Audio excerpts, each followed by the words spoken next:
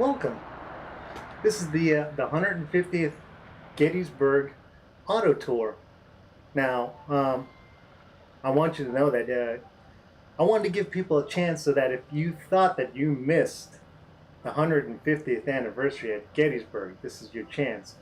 We're going to start right here. This is the old Cyclorama parking lot. Now, what we're going to do is I want you to know is that I've designed this so that we can watch this on a handheld device, and we're going to try to keep this in real time. What we're going to do is we're going to try to show you the battlefield on your computer or on your handheld device. And once we get started, you'll be able to see this in real time. Just want to make this available for people who can't get to Gettysburg or thought they would have missed it. Well, this is it. This is July 1st, and I made an effort to come out here. Got out here before all the tourists, so the battlefield's nice and clean. I've edited out as many of the tourists as I can, but so most of this is real time, and I faded out a couple of bits here and there so that you can pretty much use. If you have your handheld device and you want to use this as your auto tour, which is the way I'm designing it, you can actually follow down the road on your handheld or on your smartphone or whatever. And we're going to go right down the roads. I'm going to point stuff out to you. We're going to go to all the sites, and you're not going to miss it. You're going to be just like you're visiting here in Gettysburg. I wanted to make this as real as possible, And this is the place we're going to start. This is the Cyclorama. It's right across from a place called Battlefield Theater. This is approximately 7:30 in the morning, about 7:30. Came out here nice and early, and like I said, we're going to start here. Right now the temperature is about between 80 and 90 degrees, and it's supposed to get hotter. I don't think it's going to reach 104 like it did on the 1st of July back 150 years ago in 1863, but it's supposed to get pretty hot today. It's a beautiful, clear, sunny day out here. It's a little bit humid on the humid side, but that's what we want. We want you to make it. We want it to look exactly the way it did back then. If you're watching this on your computer or hooked it up to your big screen TV, that is great. So this is your chance. We're going to make sure that you have a good experience. And if you can't get to Gettysburg, this is it. I'm going to try to make this as close as we can. We will start our tour at the old Cyclorama parking lot. It's across the street from Pickett's Buffet restaurant and close to the monuments that mark the Federal Line's high water mark. We'll start at the range sign and leave the parking lot. We'll be following the official auto tour signs, and they're on the road, and they're easily seen as a white star on a red background. This tour is a basic tour of the battlefield so that you have a general idea of what happened here. I'm not a licensed guide. I'm just giving a basic knowledge tour from what I've heard before, because I've taken this tour many times. The Battle of Gettysburg was important because it marks the turning point in the Civil War towards Union victory, and was also the bloodiest single battle fought on American soil. Approximately 170,000 men came together on this field of battle, and 51,000 of those men were killed, wounded, or captured. Put that in perspective, think of a sold-out football stadium. They usually hold about 50 to 80,000 people, and with that in mind, think of the Battle of Gettysburg's fighting that went on. In 3 days of fighting, starting on Wednesday, July 1st, Thursday, July 2nd, and Friday, July 3rd, 1863, over 51,000 men were killed, wounded, or captured. That means about one person in every 3 would never make it out of this place alive. Some would never leave at all, and a great many would never be identified. There are many unknown soldiers in this place, and to this day there are approximately 1,000 unmarked graves that are not accounted for, and this leads people to believe that Gettysburg is one of the most haunted places in America. It is also the place where Abraham Lincoln, the 16th President of the United States, came to dedicate a portion of the field as a national cemetery. It happened about 4 months later, in November 19th, 1863. It was here that he gave one of the most important speeches in American history, and that's the Gettysburg Address. It was 13 sentences, about 274 words, and properly conveyed the sacrifice made here in just over 2 minutes. He claimed, "The world will little note nor long remember what we say here, but it can never forget what they did here." He never knew that his words and this battlefield would bring people from all over the world to see where he stood and what brave men fought. He was right about never forgetting, and that is why people are drawn to this place year after year after year. We're going to take the route around the battlefield that corresponds with the timetable of the fighting over 3 days. So let's get going. We'll proceed. Stop number 1. This is following the Ranger Guide Tour, and it's called McPherson's Ridge. I'm going to try to keep it in real time so that you can feel like you're actually visiting Gettysburg. We're going to Reynolds Avenue, just west of town. Most people don't know how the Battle of Gettysburg happened, so I'll explain. As it turns out, it was an accidental collision that started as a small skirmish, and it just kept getting bigger and bigger and bigger, with each side putting more guns, cannons, and men into the field with each passing minute. And before you knew it, it was an all-out war. Now, General Lee, he had come to Pennsylvania looking to draw the Union Army out of the South, and to claim some much-needed food and farmland, and if he could, win a major battle like he'd been doing down in the South. And this would cause the Northern sympathizers to force Lincoln into peace talks with the South.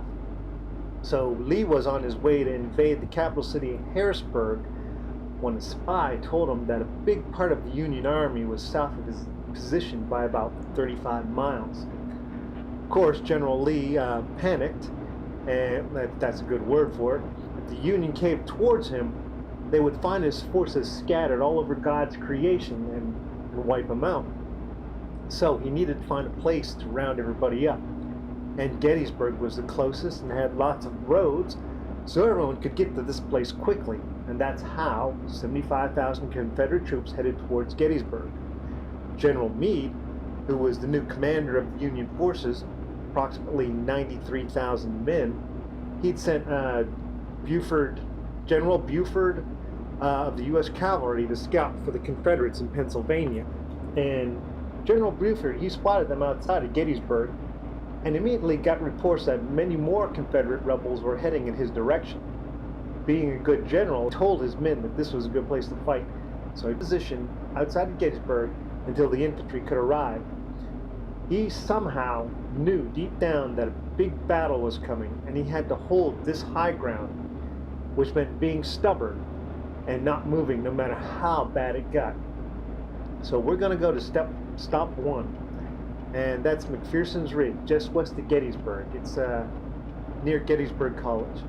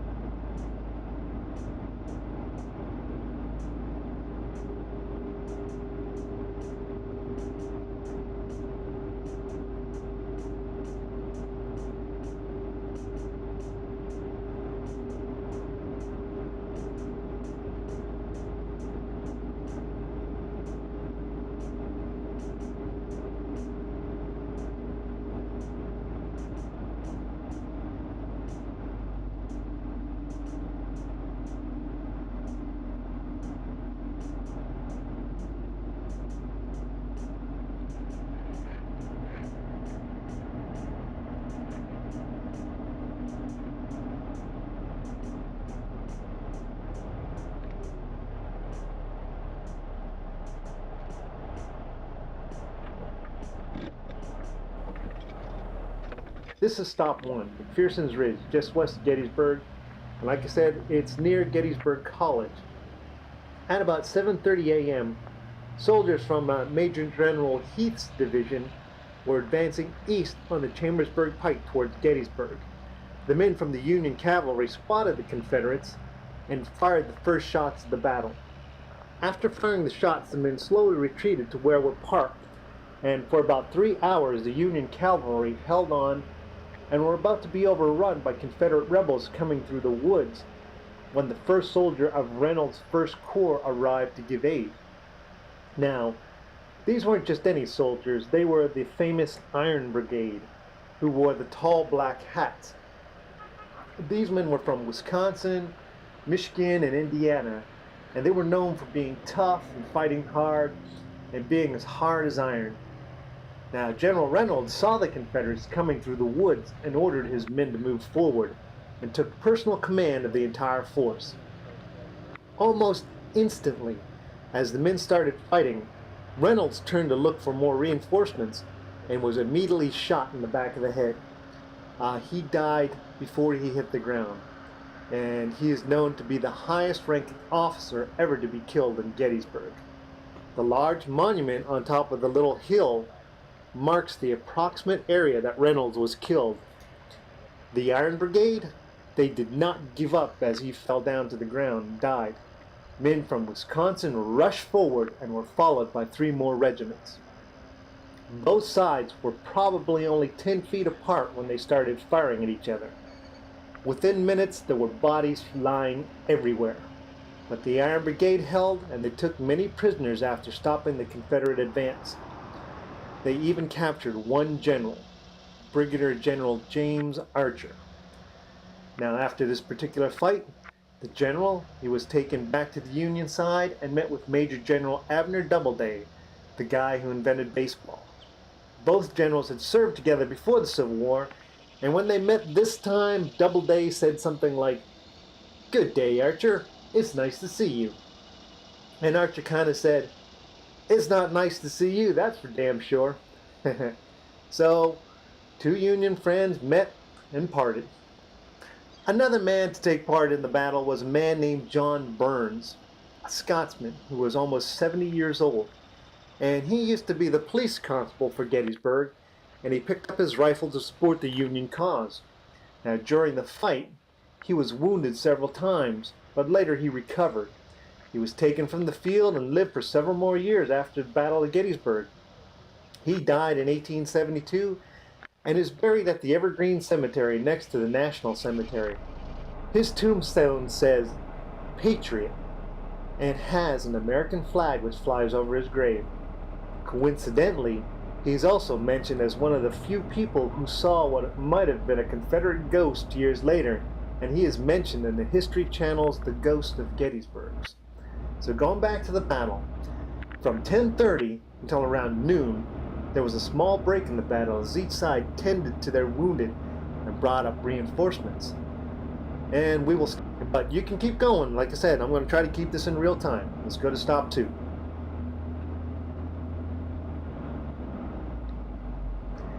Just to point something out, the bullets these men were using were about as thick as a man's thumb and half as long. It was made of lead, traveled kind of slow, and hit like a sledgehammer.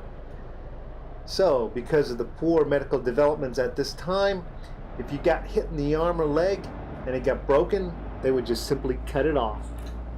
If you got hit in the chest or stomach, they usually just left you to die slowly. Also, the guns at the time had become incredibly better. In the older days, they had smooth-bore guns that could barely hit a bullseye at about 25 yards. These new guns were rifled inside the barrel, and these tiny little grooves spun the bullet when it was fired. So a good rifle could hit a bullseye at about 200 yards, or about 2 football fields away. So this is the reason that so many people died, and it's because they used the tactics for fighting with the old-style guns. If a man shot you with the old-style guns, maybe, say 100 men fired at you, only about 10 of your men would get hit. But with the new guns at Gettysburg, it meant that if 100 men fired at your men, maybe 80 would be hit. And it was all about volume of bullets flying at you. They believed that with the old style, you needed hundreds and hundreds of bullets just to hit a few men. Well, it was completely different with these new style goods. You aim at a person, you're going to hit them. Okay, and we're going to stop and go to stop 2, Oak Hill.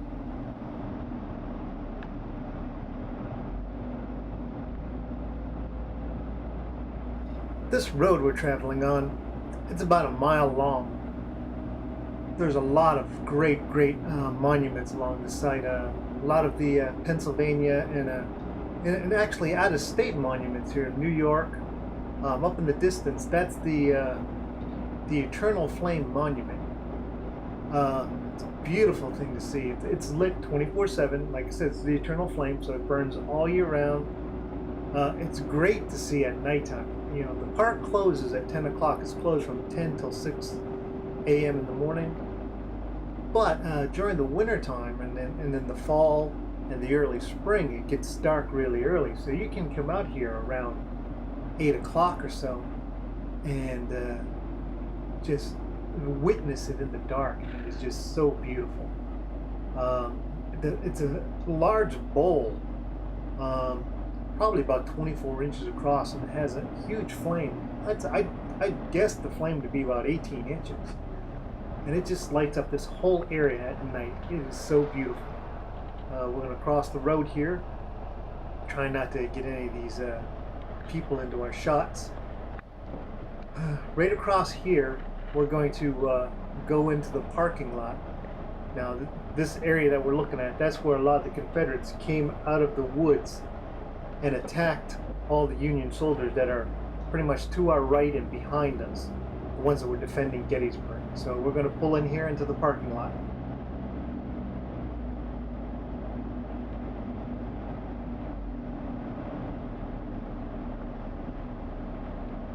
This is stop 2, Oak Hill, facing north. The Eternal Light Memorial is just right in front of us. It was dedicated on July 3rd, 1938, exactly 75 years after the last day of the Battle of Gettysburg. 200,000 people showed up to hear President Roosevelt's speech about the country's unity and freedom. Approximately 1,800 of those were veterans of the Civil War and attended the ceremony, but it was probably and literally their last great gathering because most of them were in their 90s. The area around the torch is the high ground. If you're on this hill, you can, with cannons, you could practically shoot downwards in a lot of directions into the Union.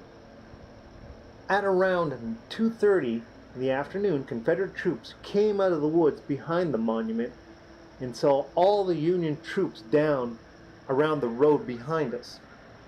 Now, Confederate Major General Rhodes, he saw the troops and attacked with 3 brigades. The brigade in the center started marching forward and was from North Carolina. They slowly marched forward, but Union troops hiding behind a stone wall on their left, they waited until they were close, and then they sprang up and shot them. Hundreds of men went down instantly in perfect formation. General Rhodes also lost close to 900 men in the other formations during the fighting, and the other 2 brigades on each side of them, they also lost lots of men. The Confederates then retreated, regrouped, and then attacked again, but this time they attacked from all sides. And we're going to go to stop 3, which is the second part of Old Ridge, and it's called the Observation Tower. So we're going to head back to the monument, and we'll go back to our car. Just one final look. That's where we're going to be heading, right over there, the Observation Tower. Okay, well, we're going to head back to our car. That's the field behind the Eternal Flame. And what we're going to do is we're going to drive over to that direction over there. That's where the Observation Tower is. We can see it in the distance, and off to our left, that was where all the 6,000 troops I'll tell you about later were sitting, and when the cannons decided to open up on them. So we're going to drive over. It's a beautiful morning, I'm telling you. It is so beautiful here for July 1st. Look at that horizon, those mountains. You just can't buy stuff like that. Anyways, we're going to be down here. We're going to be crossing the road. Now, up in the distance, on our left-hand side, an interesting note is that during the fighting that was happening here, there was, you can see it way in the distance. It looks like a silver stump. Well, actually, that's a concrete tree. And what happened was during the battle, one of the trees in the area was hit and blew up. And this nest full of birds, I think they were robins, it fell down to the ground, and the little birdies were chirping and chirping and chirping and, calling for help. Well, this soldier, he ran out there, he grabbed that nest, and he put it right back into the tree. And both sides, the Union and the rebels, they both saw them do this. They cheered him. And for his act of bravery, people came back and they remembered, and they put that monument up to him. For despite all that carnage, there was still the idea of hope for the future. And we'll stop. Stop 3, Oak Ridge, the observation tower. We are now looking at the valley north of Gettysburg. Below us, approximately 6,000 Union soldiers occupied this area, stretching to the radio tower in the distance. Being down in the valley, Confederate cannons fired from the monuments near the Eternal Flame and from across the valley. The Union troops had no place to hide. So on the other side of the valley, you'll see a small hill called Barlow's Knoll.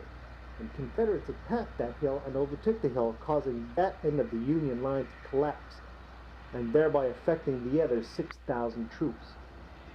At the same time, the Union troops on this side of the valley were being attacked by several Confederate brigades, and the whole line looked like it was pretty much getting ready to collapse. We're going to say across the valley, there was a guy, Brigadier General John Robinson, and he told the 16th Maine Infantry to take the hill near this observation tower. So Colonel Charles Tilden did as he was told, and while the rest of the Union army retreated into Gettysburg, he stayed and he fought his way to this hill until he was completely surrounded and overrun.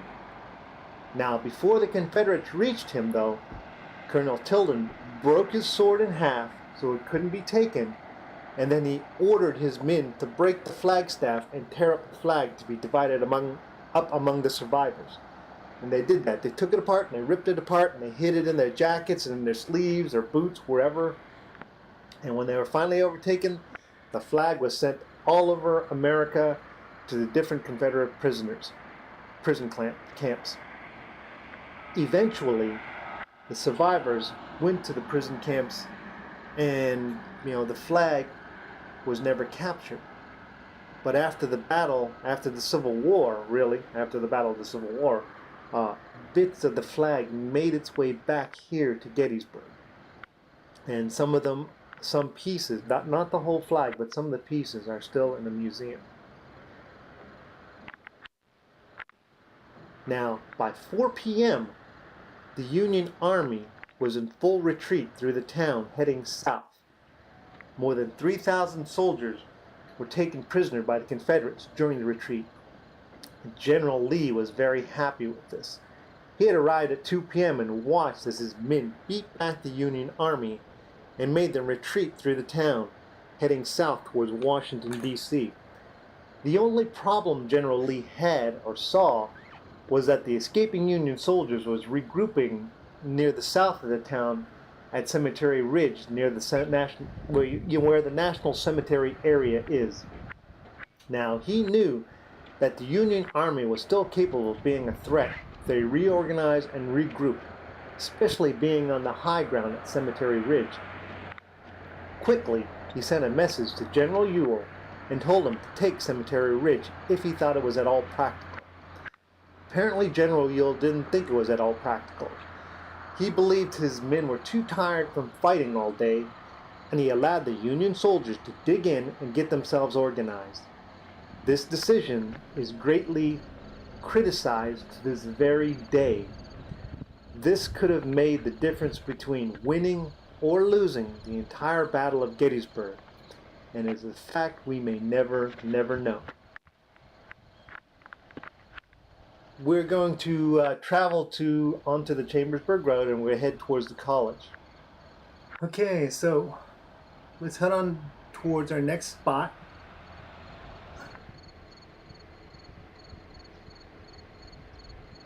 Okay, down this road there's plenty of monuments that a lot of people don't ever get to see. You know, there's a cornfield off to our right, and a lot of battling, a lot of fighting went on in there. And there, a lot of these monuments here belong to the different regiments and divisions. Some of them Confederate, some of them Union. Up on our left here, but a lot of people, you can't see it from, you know, it's not advertised very well, but that's a bed and breakfast. It's a really good bed and breakfast. Go in there and get yourself a nice room. You're right here by the city, I mean right by the town. You're right here on the battlefield. You can go take a walk. You know, like I was talking about earlier about going to the Eternal Flame, that is a good spot to go stay the night, get yourself some breakfast, you know, go see the sights, and when you come home at night, you know, to go stay there, go out, take a walk down the street, just down the street here, and go to the Eternal Flame. Now, we've made a big circle, so we're getting ready to head back to where the fighting started on the very first day. Remember when the General Reynolds, he got shot in the head and died by, you know, by the Confederates, the Armed Brigade? Well, we are actually back onto that same road, and we'll make this turn here. See, that looks a little familiar, right? Well, we'll go back down this way, and that's where the battle started. And what we're going to do is we're going to hit the Chambersburg Road up here, and we're going to take a left, and we're going to head towards Gettysburg College. An interesting thing to note, you may see them on the side of the road, and if you ever see a black cannon standing by itself, that usually means that that was the headquarters of one of the major officers during the battle. So that's a good thing to keep a note of. There's plenty of plaques around here to read that tell little tidbits of information. Okay, and we're gonna head down here to Gettysburg College. It's that's it right there.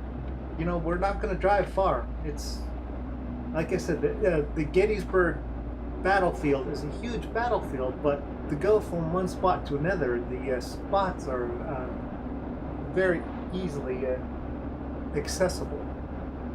So we're going to head down this way, and we're going to make a right, probably about 30 or so seconds.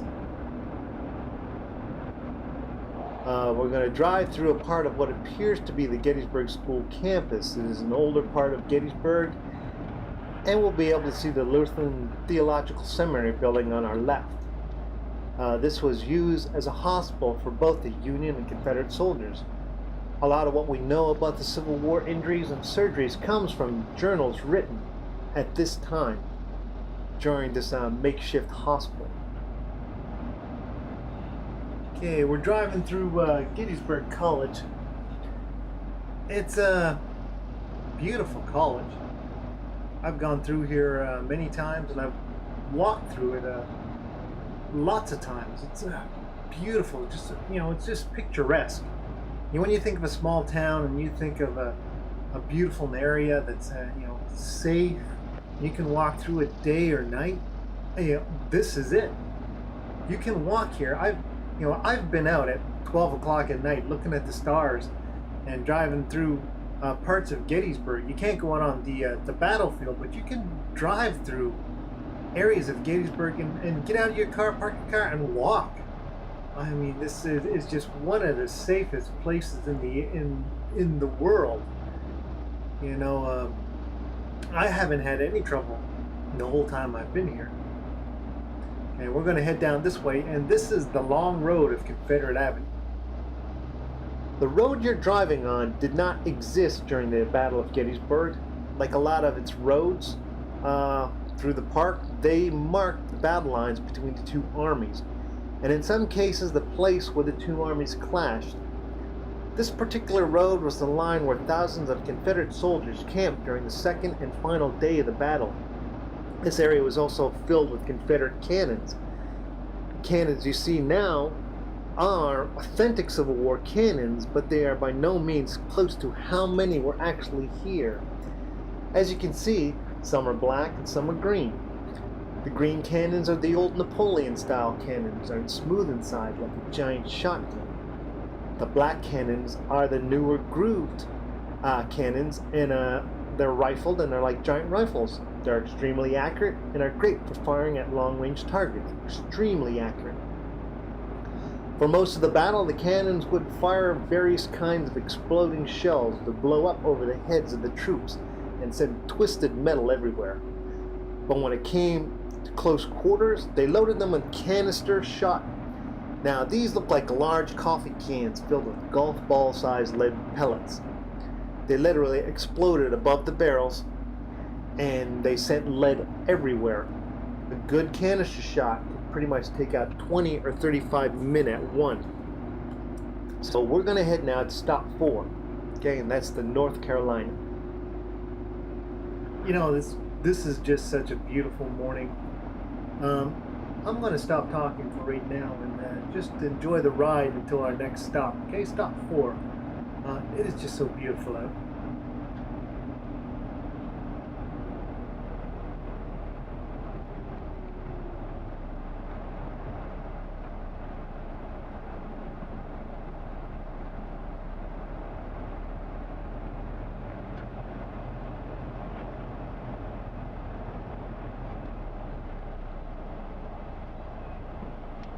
Stop 4, the North Carolina. This is pretty much a great place to size up the battlefield. The Confederate Army is now just under 75,000 strong, and the Union is about 85,000 strong. Everyone is pretty much dug in, and these are the camps for both armies for pretty much the next 2 days. Where we are is the classic battlefield line. The Confederates on this side, and the Union line directly across and pretty much running parallel except for where it enters Gettysburg town. At the border of the town, it makes a right angle hook to the east at Cemetery Ridge, and this goes out to Culp Hill. This makes the Union Army look like a giant fishhook formation as it stretches to Little Round Top. It was a great formation because this allowed reinforcements to go anywhere quickly because they were all tightly packed together and close to each other. On the other hand, General Lee, he couldn't shortcut across the land like the Union, and he had to travel up to 6 miles just to bring up a few hundred soldiers for reinforcements. This took up a lot of time, and this scared Lee because he was a foreigner in a foreign land with limited food and ammunition. The Union Army, on the other hand, they had everything and could get more of everything if they wanted it.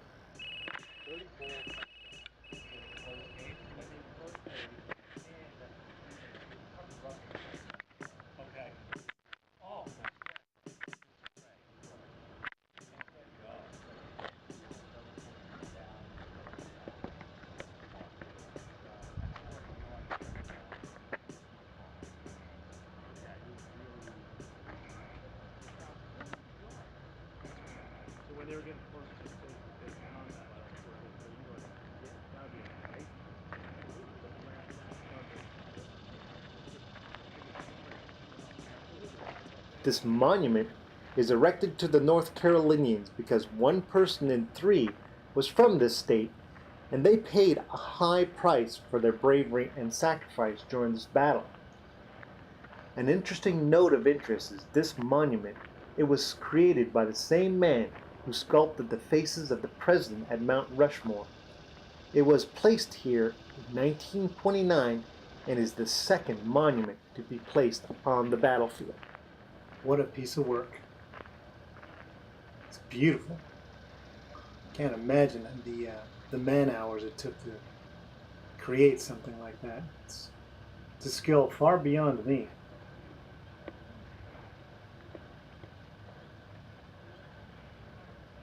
It's a great tribute to the people who made the sacrifice here. This area, this whole area, as far as you can see, this is still part of the Pickett's Charge area. That's the little round tops in there. The big one, big round top, and little round top, and that little sloping area, that's Devil's Den. And that over there, that's the copse of trees and the Union line. And this over here, Well, in the distance, that's the Eternal Flame, and that's the observation tower way on the west side of Gettysburg. So this is the fields of Pickett's Charge, just miles and miles of it. And it is blistering hot out here now. The humidity's picking up. I've been told this field looks pretty much exactly the same way it looked 150 years ago. They just let it grow over as part of the National Park Service.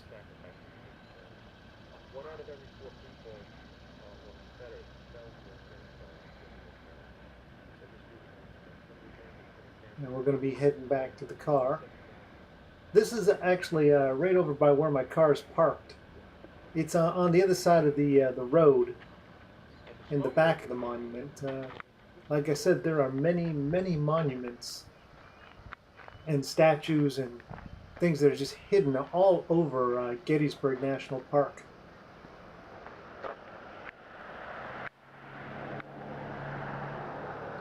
I could never cover all of them on a video like this, but I'm trying to give you some idea what it's like. I mean, there's just behind me, there's a campground for picnics. You have to go there sometime when you come here. It's a beautiful place to have a picnic. And we're going to go to stop 5.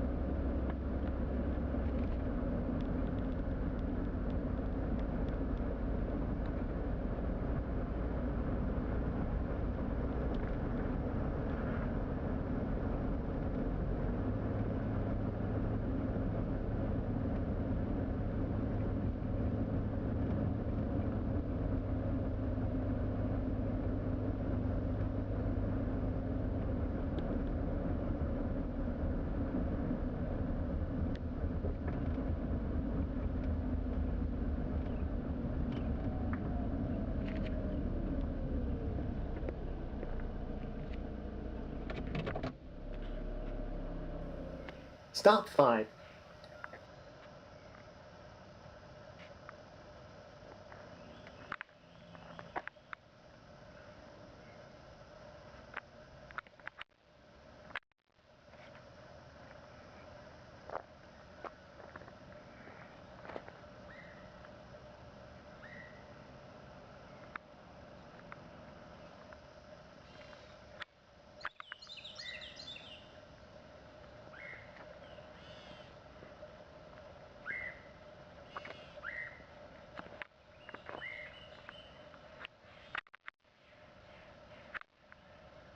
This is the Virginia Memorial.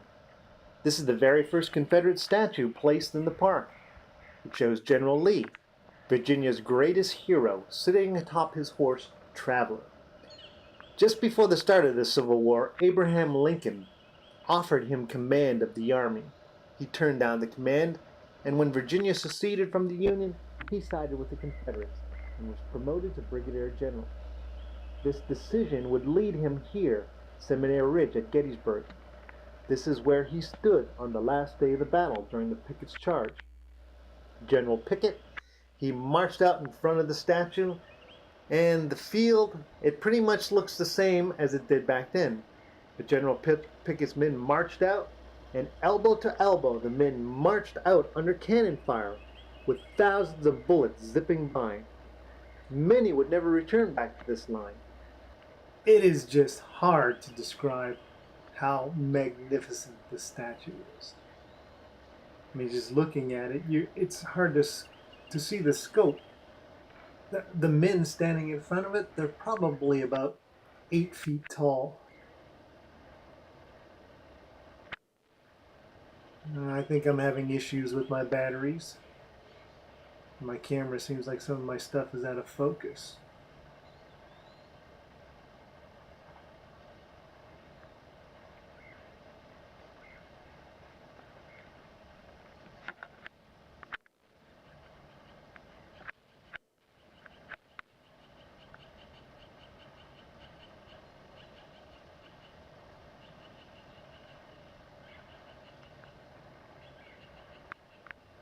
Now that path there, that's actually one of the routes taken by General Pickett's men. This is the direct path across to the copse of trees right over there. There's actually a running trail on both sides of this statue. That one right there and the one where I showed you. You can run straight across. In fact, I've done it many times. It's roughly a mile across that field. I would hate to have to even walk through that.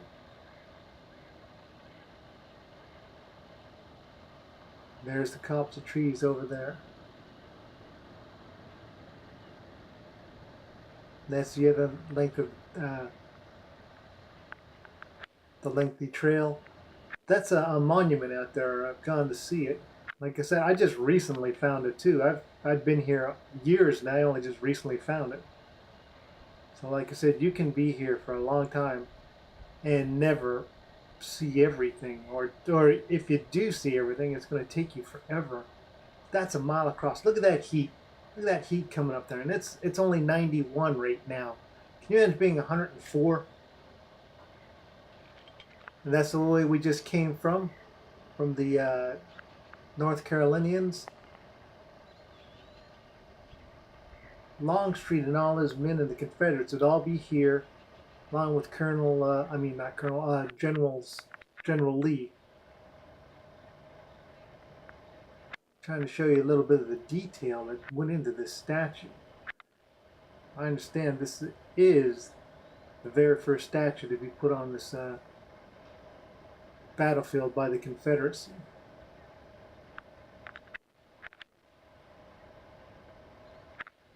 Just beautiful. Look at that sky. Told you it's nice out here. Beautiful for a first day of July.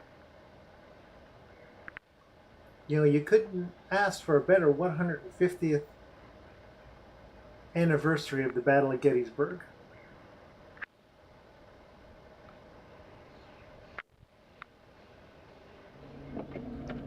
So we're going to go to stop 6 now.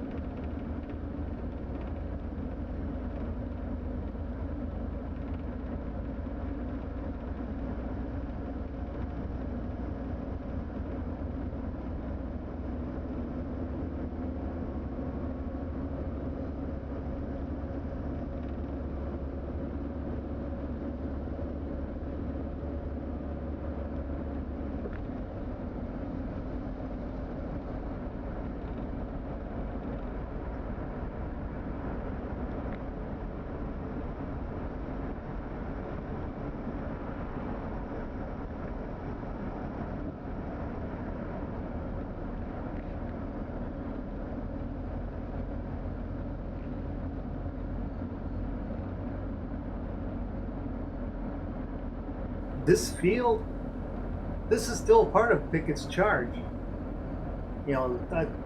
When people think of Pickett's charge, they don't realize just how much men were involved. All of this was covered with men. All the way down here, as far as you can see.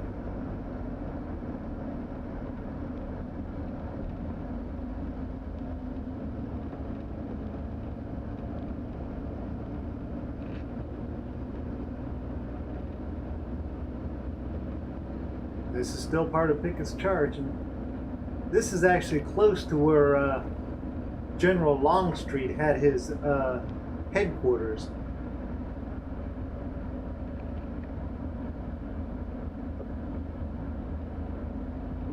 In fact, this is where General Longstreet had his headquarters. This right turn right here on the road.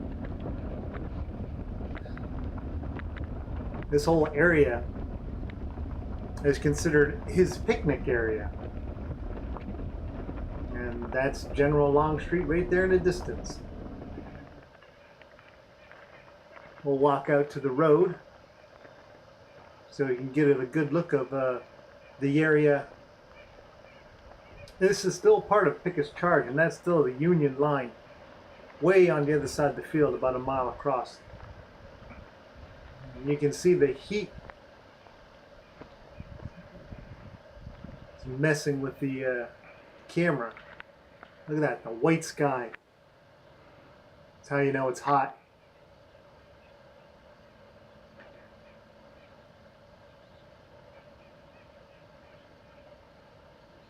That's that barn that you see in the Gettysburg movie. And that's the Pennsylvania monument right there. We'll see that later.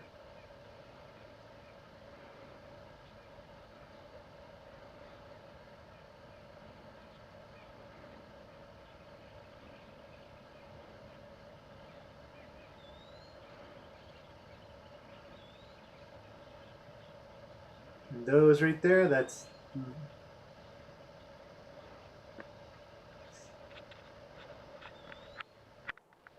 Big Round Top. I had to pull back to take a look at it. That's Big Round Top. It's a Little Round Top right beside it. And this is still the mile. And we're going to go back in here. This is, like I said, General Longstreet's headquarters. So we're going to go back there. Usually, a lot of reenactors camp out there.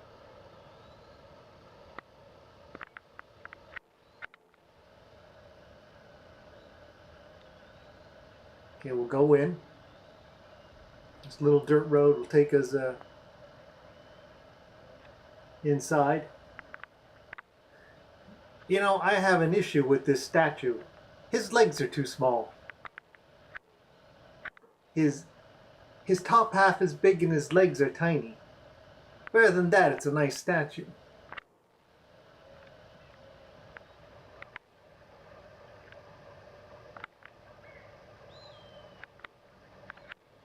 And I walked a little bit ways from it so we could turn around, and that is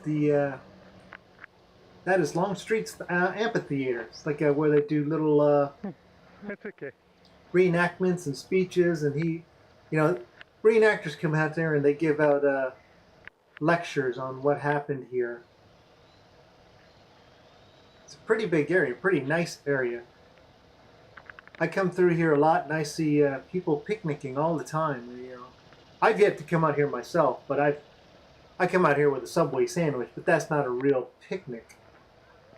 Just off to my right is usually where the reenactors camp, and when I mean camp, they actually set up their tents. They bring their food, their bedrolls, and they sit out here, and they spend 2 or 3 days here.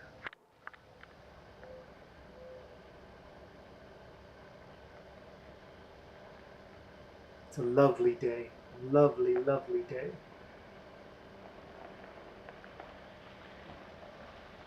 So far, I've been able to avoid the tourists. I think it's time to keep rolling on.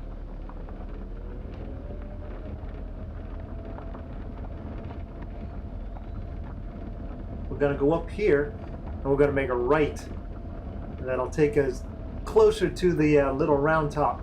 Big Round Top and Little Round Top. We'll see them right there in the distance. Hold on, if the sun lets us. We're going to go to our next stop. Stop 6. It's just down the road.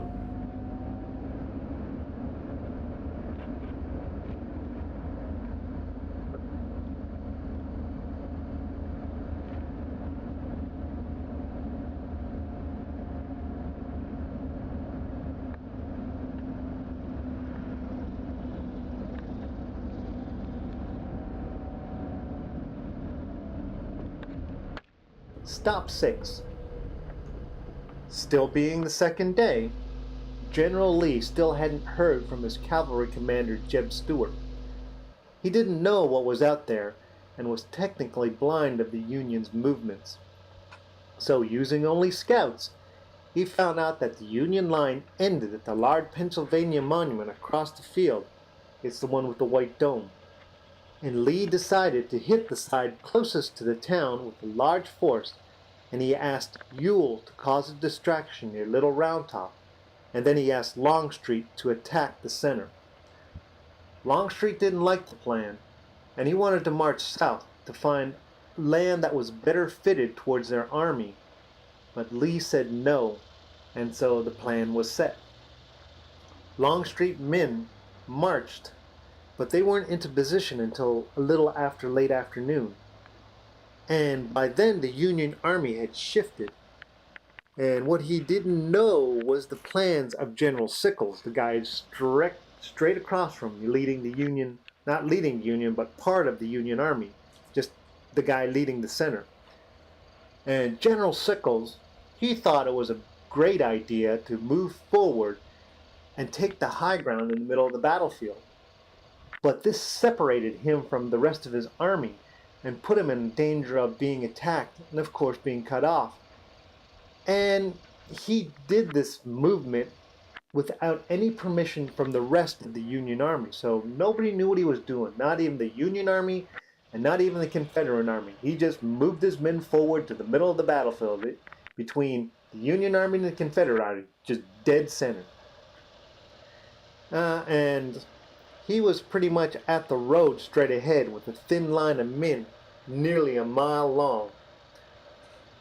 So General Meade of the Union Army, he saw this and he rode out and he told him, "This isn't a great position. In fact, it's a most perilous position for you. But the enemy, they won't let you leave this position without a fight." And it was almost instantly at that second that the Confederates attacked and the bloodiest day of Gettysburg started. We're going to head to the observation tower. Take a few moments before we go to the next spot and just look around at the monuments. This statue is really, really good. The guy's about 7 feet tall. This is where Barksdale charged into Sickles.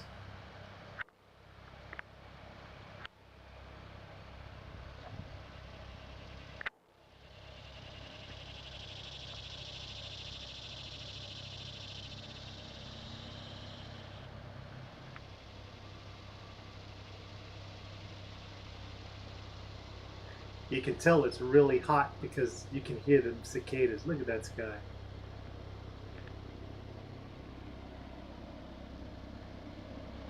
You can't tell, but it's actually getting later in the day. It's getting close to lunchtime now.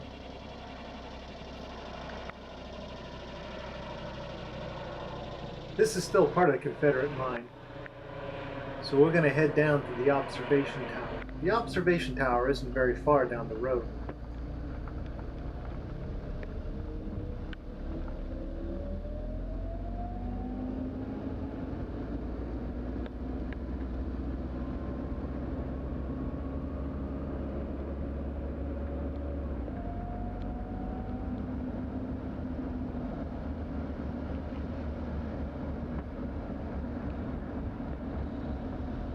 I always call it the first observation tower because I usually forget about the observation tower over by the Eternal Flame because it's so small.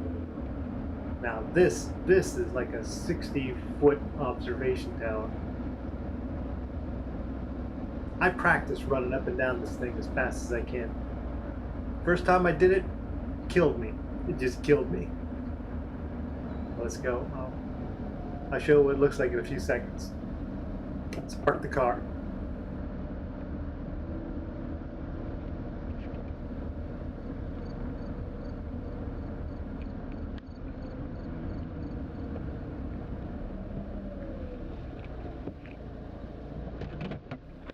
This is the observation tower.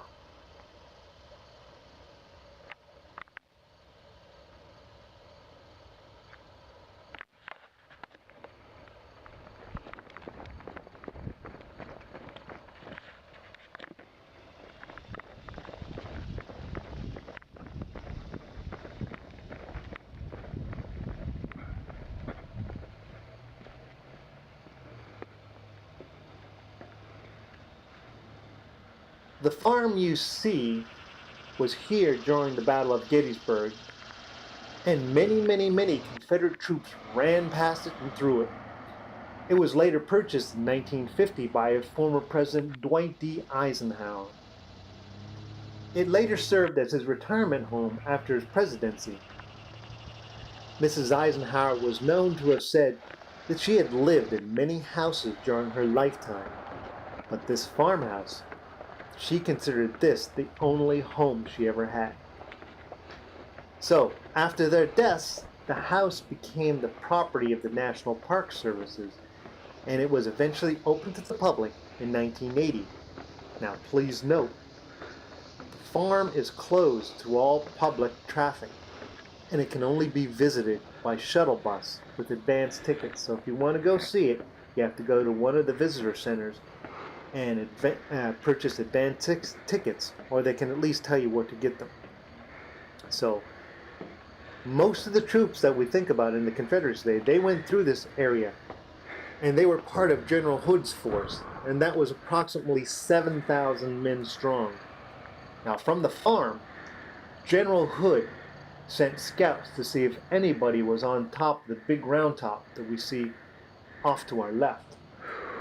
The scouts came back and said it was all clear. And so he reported this to General Longstreet and asked to be placed there. But General Longstreet said no. Instead he said, I need you to attack Devil's Den and then attack Little Round Top. So we're going to stop right now. This part of the I guess the conveyance of information.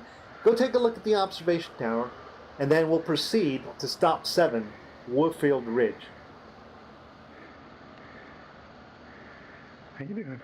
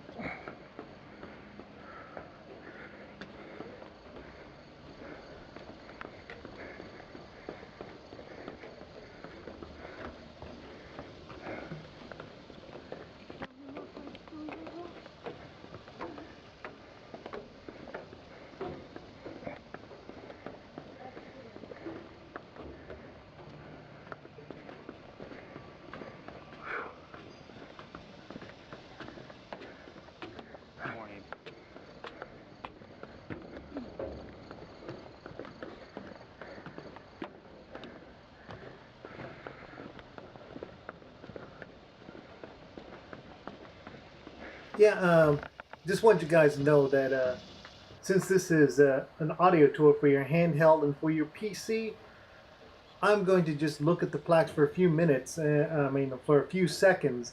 I know you can pause and take a look at it and read it, so I just want to just pause it long enough for you to read it, and then you can go to the next screen and the next screen, but I can't sit here and read the whole thing for you, okay?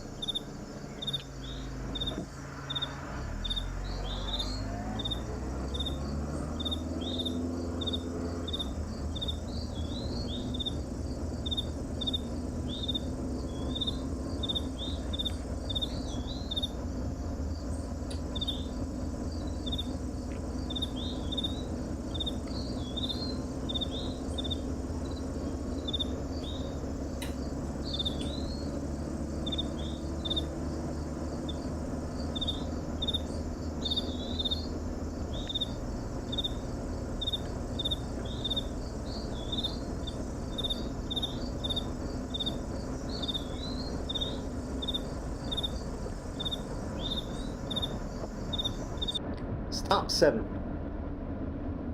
This is now the extreme right end of General Lee's army.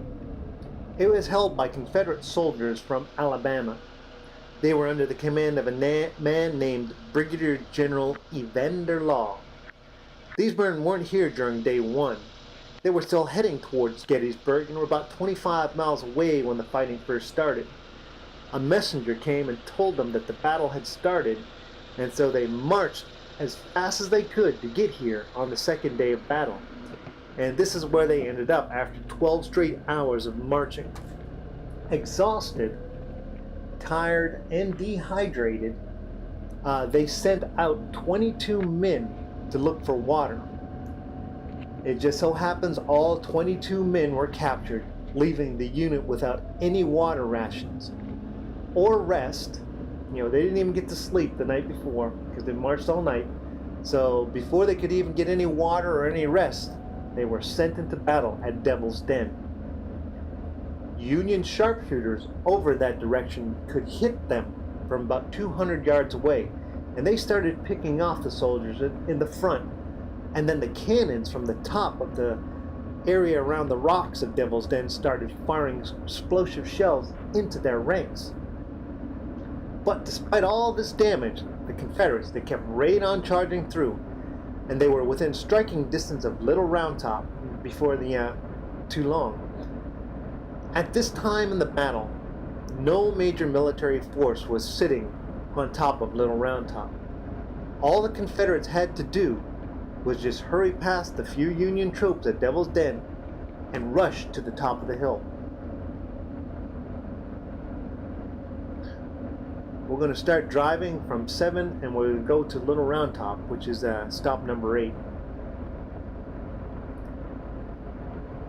Now the road you are driving on is the approximate route to the men from Alabama took to reach Little Round Top. The hill looks pretty much the same as it did back then. It didn't have any trees on the right side facing Gettysburg, so it was a great place to put cannons. Big Round Top was covered on the other hand with trees, so while it was a taller, bigger hill, it would take more effort and time to get any use out of it. The Confederates knew, however, if they could get cannons up there, they would have the Union Army pretty much bottled up inside the town. Therefore, cannons from the Eternal Flame Monument and cannons from the Little Round Top could pretty much cover the entire battlefield and strike the Union Army anywhere they wanted. They would just drop cannonballs on top of it. So the Union Army, they would have to retreat down the road near Culp's Hill and Spangler Spring and pretty much just head home down the Baltimore Pike.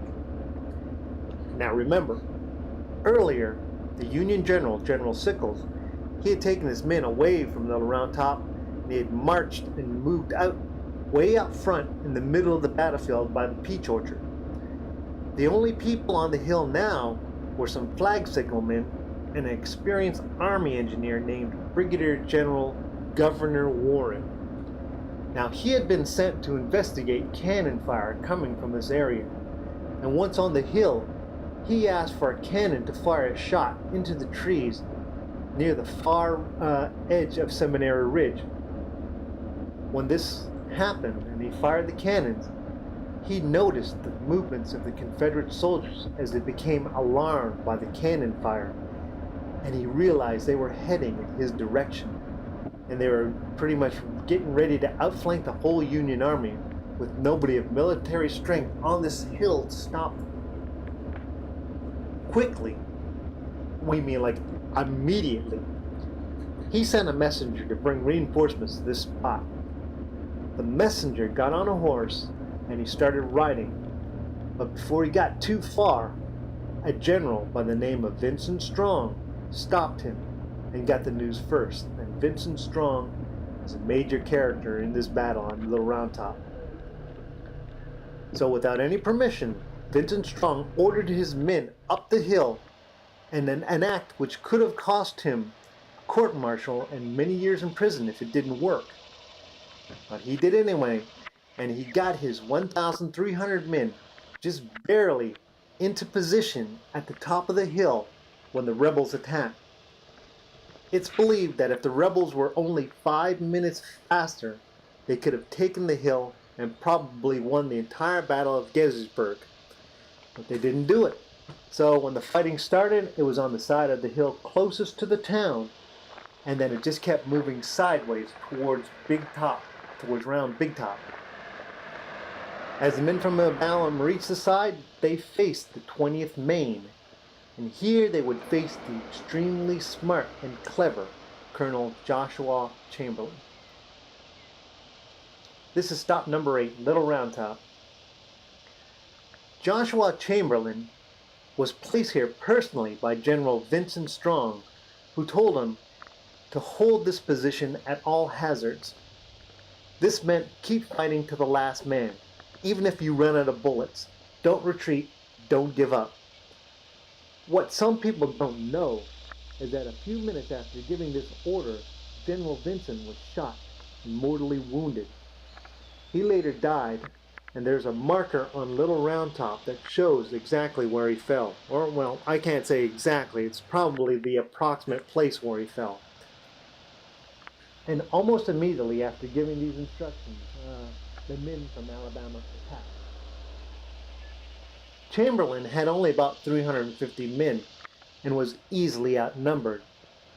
The one thing he had on his side was that these rebels were the same ones who hadn't had any food or water or rest since the day before. These were the ones that marched 12 hours. The rebels would attack and be beaten back by the well-equipped, well-armed, and well-rested men of the 20th Maine many times. But eventually, after each attack on his position, Chamberlain realized he was starting to run out of ammunition. So in between each attack, he ordered his men to go grab bullets from the fallen soldiers around them, Confederates or Union. Still, he could only do this for so long, and when he was practically had nothing, he yelled to his men to fix bayonets and get ready to charge at the enemy.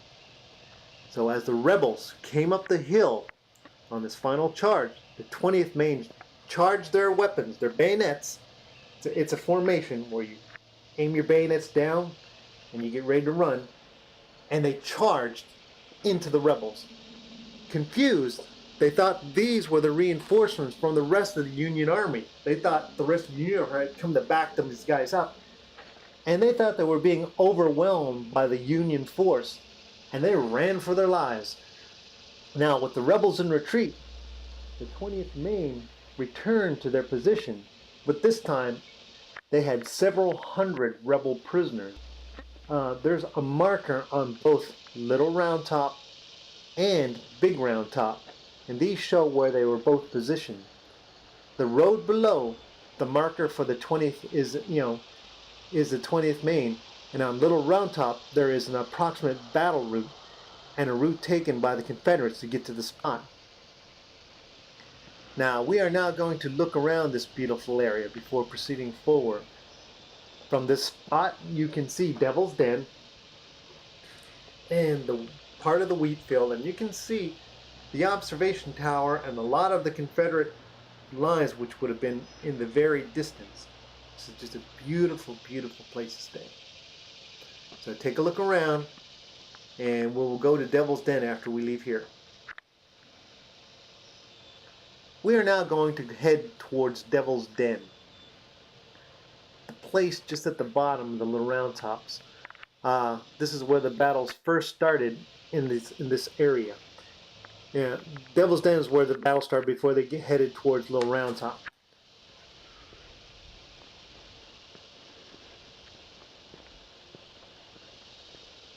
Okay, we're walking back to Little Round Top. Well, this is called Devil's Den. We just left Little Round Top, but they're both part of the same area, so this is where the 20th Maine fought on Little Round Top, and what we're heading to is the Little Round Top that's above Devil's Den. Now, the route we're taking now, it is probably the same route that General Vincent Strong took. There's a good probability because a lot of these paths and roads, they have stayed the same over the years.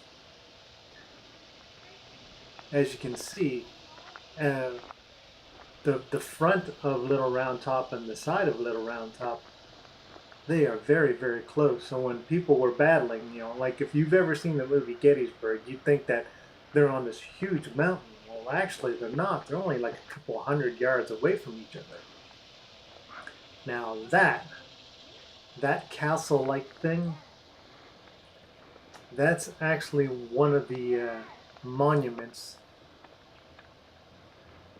It's a beautiful place. I mean, I don't know. I don't know who built it. I really don't. It says on the wall, but I just have a terrible memory. But you can go inside and you can climb to the top. We'll take a look around real quick.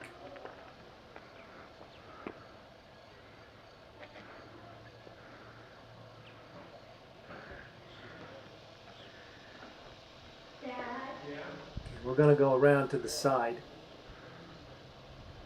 Now this is the top of Little Round Top. What you see down below you is called the Valley of Death. And that road, those crossroads down there, that's Devil's Den. This area right here, this is called the Valley of Death. And this is where the Confederate troops tried to storm up the hill from Devil's Den, that area right there. We're going to be heading down there pretty soon.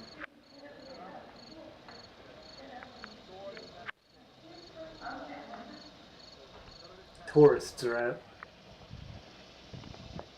Okay, let's climb up to the top of this monument. I said we would.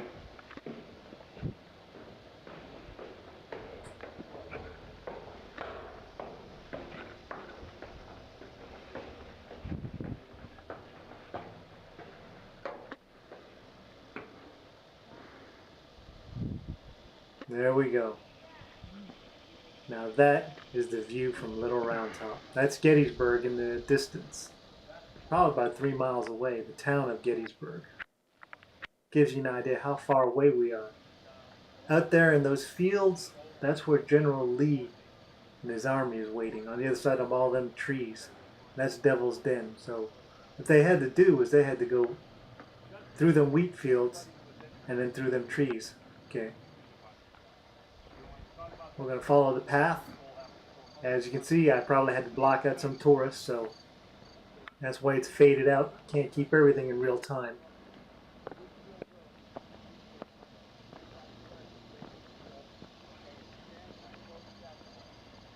Now I'm still in front of the castle. I wanted to show you something over here. You know, this is the side that's facing Devil's Den. Over here, like this is the area that's heading towards the 20th Maine.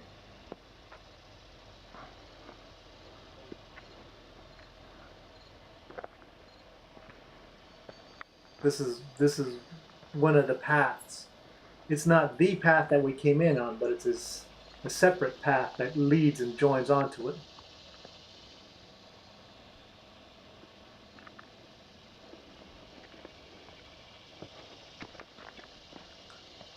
And there's a reason we're going down here. I gotta show you something.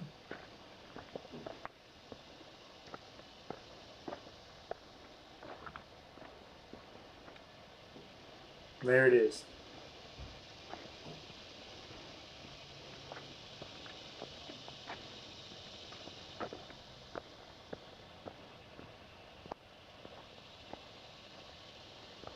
It looks like a tombstone for a reason. This is the marker for General Vincent Strong. Remember, he gave the order to Chamberlain to hold the mountain at all costs? Well, not even a few minutes later, nobody really knows, but just a little while later, he was shot. He didn't die instantly, he died of his wounds.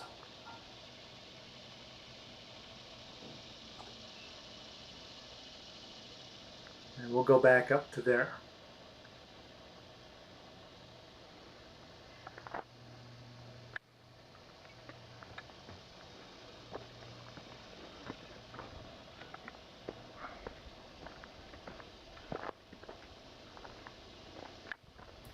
Want to know something interesting? I was crawling around on these rocks last summer, and I saw some fossils of ancient marine life. I haven't been able to find them since, but I saw them once. We'll come back out, back onto Little Round Top, and we'll head to our right. See the path, there's paths everywhere all over these mountains, all over this place. Kids love this. Kids love crawling on these rocks.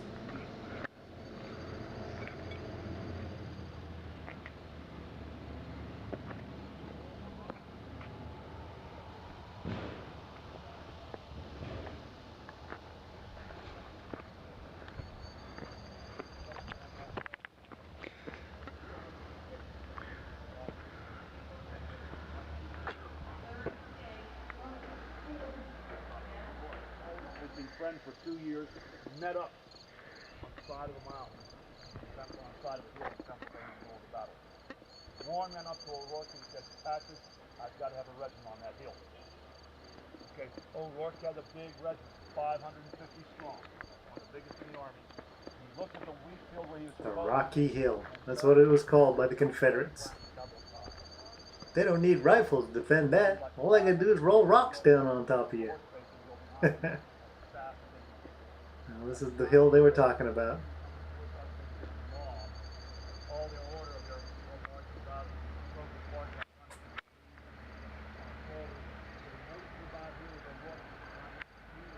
I have to pause a moment because tourists are in my way. I have to wait for them to move.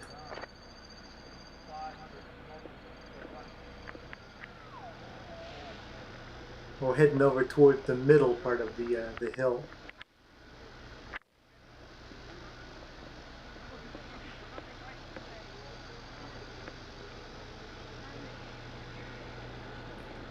What was really funny is that about 2 years ago, a bunch of Boy Scouts came out here, and they were just as interesting to listen to as any tour guide out there. They knew everything and anything, and they were out here till 12:30 at night. You know, past the time that the park closed, and they were just climbing over anything. Nobody could stop them. Nobody really cared to stop them. They were just an army of Boy Scouts going everywhere. It was actually really fun. I stayed out late, and I listened to them talk, just explain anything and everything. And it was a full moon night, so we saw the whole battlefield. It was just great.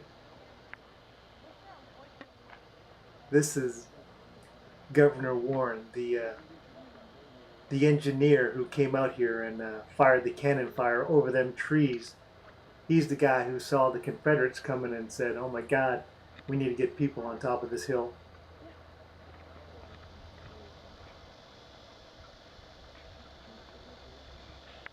And that's the town of Gettysburg in the distance. You could spend over 2 or 3 hours on this hill, but we've got limited time and we gotta try to get you out, so we're gonna head down. I wish I could stay longer for you. Okay, we'll head back to the parking lot now. And what we're gonna do is we're gonna drive down this road here. When we get to the bottom of this hill, we're going to make a left turn. So it's just down the hill, just a couple of seconds.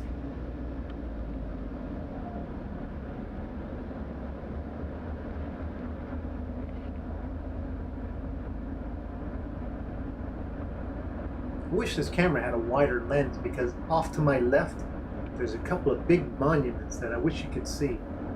But I can't push the camera over that way and drive at the same time. Hell, I don't even know if what I'm doing is legal. Anyway, we're going to make a left turn right here at this stop sign.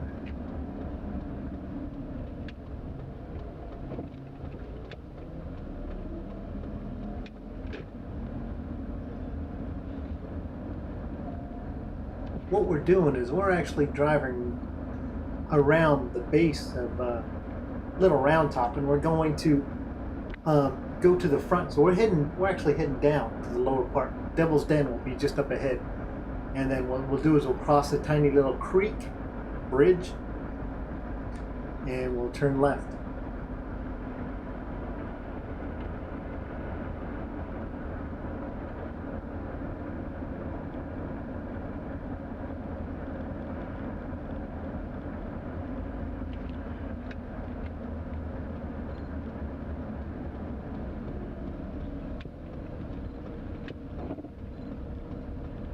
There's the creek. It's a little frog pond. It's got some turtles in it. We just cross this little bridge.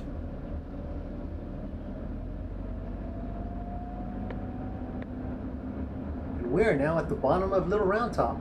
That's where we were, just right up there a couple minutes ago. Sorry. But this is what the Confederates had to look up at.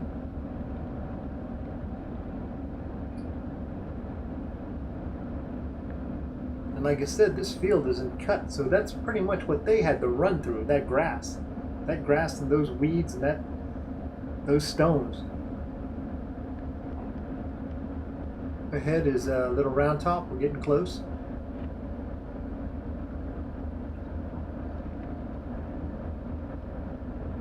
And like I said before, these roads, these are battle lines. This is where probably the front of the Confederate line was before they started trying to rush up that hill.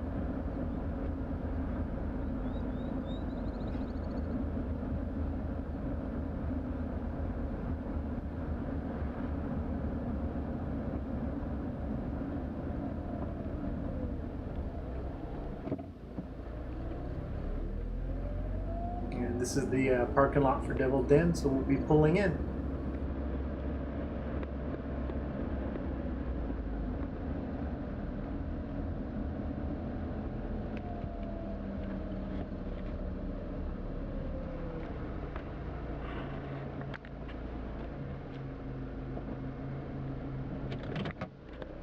This is considered stop 8A by the Park Service, and it's called Devil's Den. We are now parked at the Devil's Den, and the popular story as to why it's called that is because a few of the boys from town were playing on the rocks, and they saw a huge snake that they named the Devil. And they named these rocks his den, hence the name Devil's Den. Whether it's true or not, we may never know, especially since we know that excited little boys can exaggerate greatly. Now remember, the Union General Sickles, he was the guy that sent his men out forward, and he moved them into the middle of the battlefield away from Little Round Top, and then he tried later to get back in line with the rest of the army. Well, this is where some of those men ended up, with an empty Little Round Top behind them.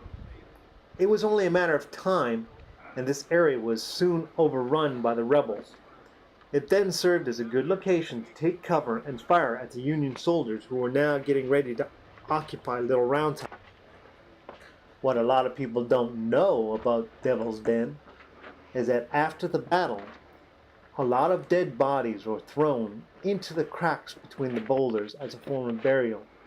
And it's believed that these are probably Confederate soldiers because whoever wins the battle, they usually end up burying the dead, and they'll usually bury their own soldiers first and take care to do so, but they will take less care with the opposing army. So since the Union won this battle, it's pretty much thought of that whoever was thrown down into the cracks of Devil's Den, they were probably Confederate soldiers. Now, after the battle, when they got rid of the Confederate soldiers, stuck them down there, well, these bodies started decomposing after a couple days, because remember, this is July, and they stunk up the whole countryside. And so an effort was made to retrieve the bodies, and using a giant hook and some rope, they threw them down into the cracks and pulled out as many of the bodies as they could for proper reburial. Unfortunately, not all the bodies could be retrieved, and many body parts were left behind. Arms, legs, hands, heads, leg bones, whatever. So using what was available to them at the time, they treated the area to kill the smell and covered the remaining bodies with rocks and dirt. To this day, those bodies are still in those rocks. And this is another reason why Gettysburg is still considered one of the most haunted battlefields in America, especially the Devil's Den area. But don't say that to a park ranger, because park rangers, they officially don't believe in ghosts. We're going to head now to stop 9. You can take a few moments to look around Devil's Den, and then we'll head to stop 9. Okay, we're going to take a look over the top of the rocks here. It's quite a bit of a drop. Some of these rocks are about 25 feet high. That's about 25 feet down there, and there's the parking lot. And there's a little round top over there. That's a good 12-foot jump.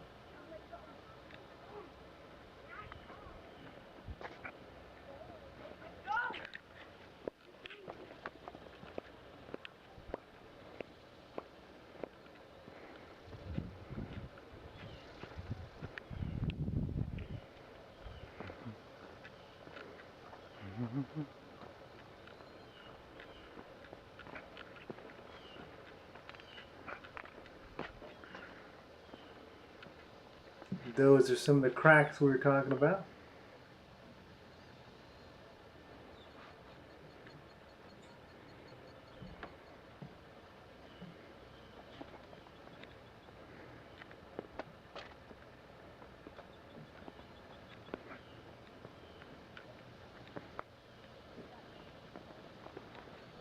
It's a good 25 feet down.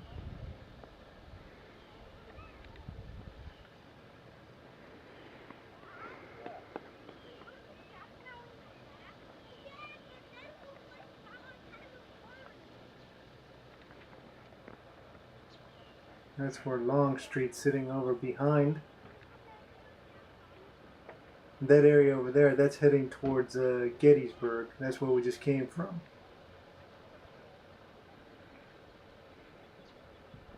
Kids love these rocks.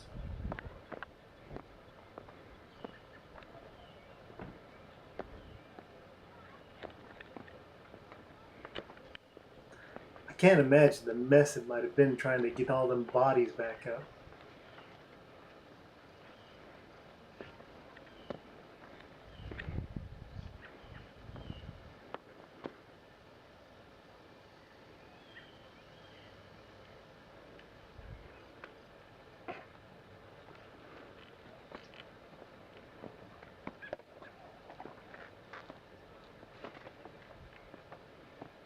These rocks are higher than they look. It's about 6 feet.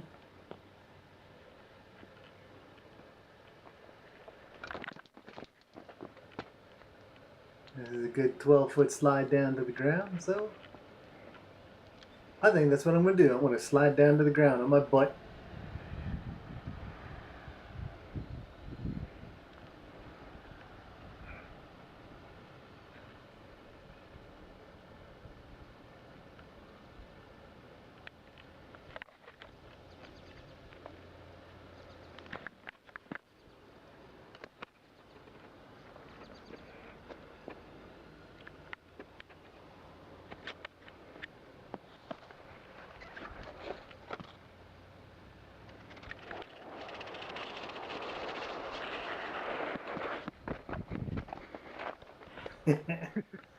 Don't try this at home, kids.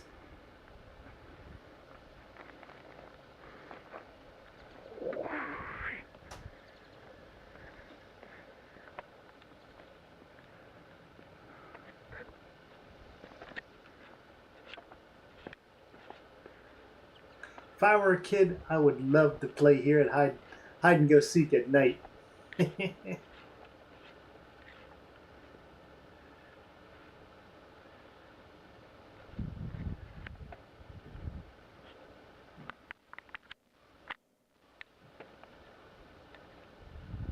Okay, we'll take a walk around to the front so you can get a big picture of just how big this place is.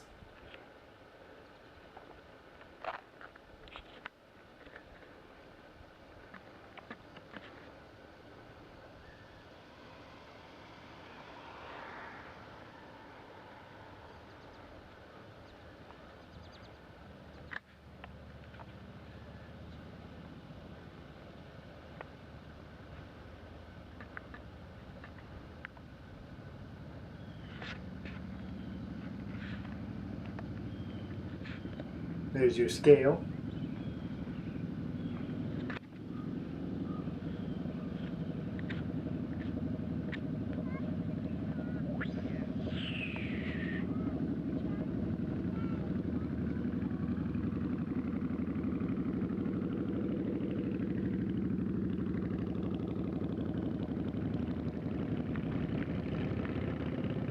Devil's Den. Like I said, these rocks are about 25 feet high.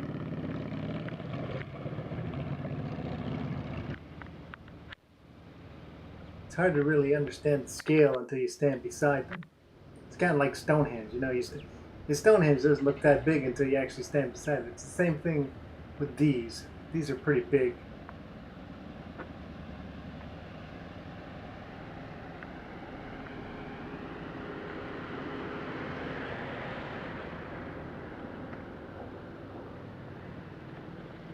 Like I said, there's plenty of these all around the place. If you can't find yourself a guide, these are the next best thing.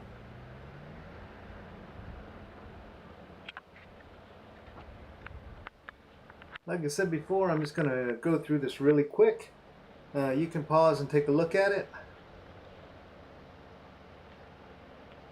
As I said before, this is just the bare bones minimum of this tour, so we got to keep on going. I'd love to stick around here, but like I said, this is probably going to be about at least two and a half hour tour, and that's just going through this at the breakneck speed we're going. This is not just sitting around to try to look at details. I mean, I've been known to sit in this area here for at least an hour, just walking around looking at the rocks and the cannons and just going up and down and just going. There's even the sniper's nest in here. There's a couple of good photographs of it in some books where what happened was the photographer, he came down here about 3 days after the battle, and he propped, they hadn't cleared the bodies away yet, so he propped up a couple of the Confederate soldiers against like the walls and the rocks. I mean, it sounds wrong, but at the time it wasn't. But it sounds wrong. He took a couple of photos, and later on, as the years went by, we saw that they had been doctored up, and but you know what? That was how it was back then. So we're going to go up these roads here. This is we're going actually to the top of Devil's Den. Right off to my right is where the sharpshooter's den is. I wish you could see it, but I forgot to take a look at it. I should have while I was here. But anyways. We're going our way to the wheat field. It's just down here, probably not even 90 seconds by road. So it's down here. We're gonna make this turn, and we're gonna make a couple more turns. And we're trying to keep tourists out of the shots. Right off the side of the road, there's a bunch of tourists. That's why I moved the camera. Like I said. We're trying to keep this in real time, so what we're going to do is follow this road. It's not very far at all. Feel free at any time to stop and take a look at any of the monuments. There's monuments all along these roads. Now, you don't notice, but it is getting extremely hot out here right now. I said, I saw it earlier that it was close to lunch. I was out of my mind. It's probably closer to 10 o'clock. Just haven't had breakfast yet. Here we go, stop 9. Let's see what's going on here. Stop 9, the wheat field.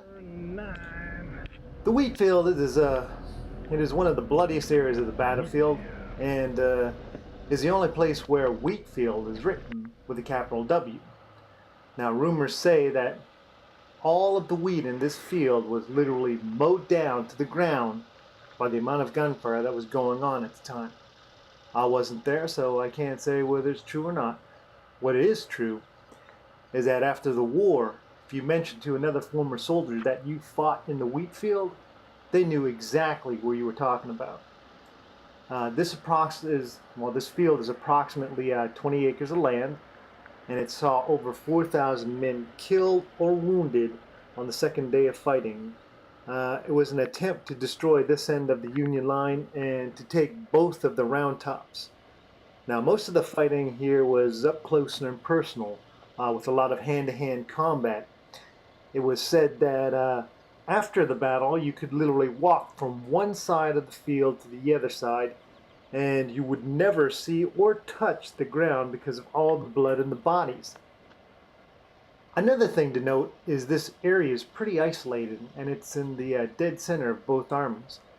So when the battle was over, a lot of the wounded men were left on this field for days and days. Now, not only that, but several hogs had gotten loose because of the fighting. And this is something most people don't know, is that when hogs, just regular big pigs, when they smell blood, they will attack and eat a human being. And this is exactly what happened. The dead and the wounded, they were attacked by these hogs. What happened was over the course of the day's fighting, the fences had broken down. These hogs had gotten out and they were roaming the countryside. So at night, when things calmed down and everybody was quiet, these hogs came out and they just started ripping into the soldiers.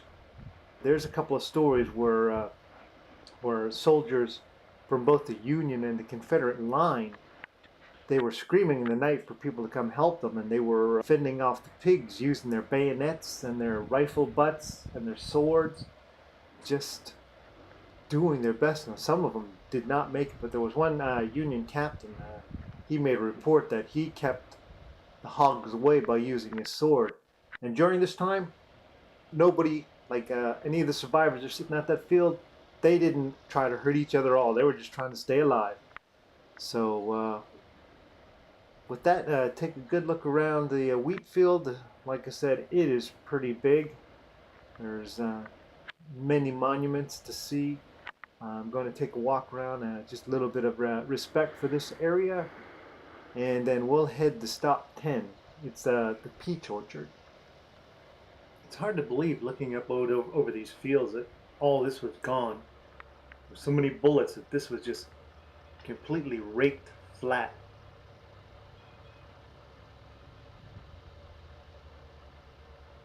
See that monument? That over there behind them trees, that's a little round top. That direction there, that's where we parked the car. That's the other side of the wheat field, the southern part of the wheat field. We'll go over there in a few minutes.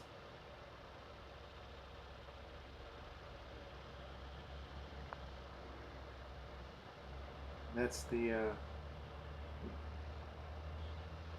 west side. If you head that way, you'll run into Lee's army.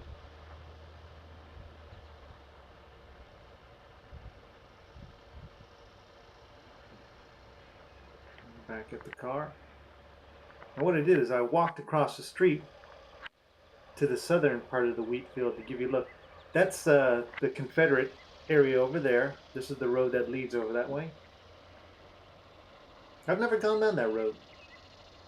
Take a look at a couple of these monuments. It is hot. You cannot imagine how hot it is right now. Okay, we'll get in our car. And we're going to go to the next monument. The peach orchard is up this way. This is where General Sickles, the guy I had talked about earlier, he'd moved his army away from the main body of the Union Army, and he stuck it out in the middle of the battlefield away from everybody. And all the generals of the Union Army thought it was a bad idea. So we're heading to that area now where he had 10,000 men separated from the rest of the army, and he was, literally looked like he was going to try to take on the Confederate army himself.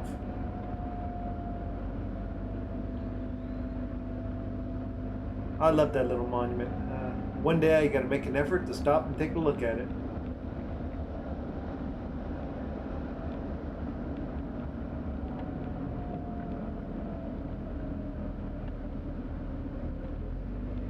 I have yet to stop and take a look at these monuments here. I've been wanting to do it. I just haven't had the chance. You know what? You can actually park your car, there's a place called the Jenny Wade House, and you can actually walk out here and spend the whole day walking along this road and visiting all these monuments. Now, I'll warn you in advance, it'll take you all day. You know, there's nothing to stop you. I mean, other than you just got to watch out for traffic. We're going to make a left at this stop sign, and we'll be right here. This what you see used to be the peach orchard as far as the eye could go, but now it's shrunk considerably. And instead of being the massive orchard it used to be, it's now just probably 1/10 of what it used to be.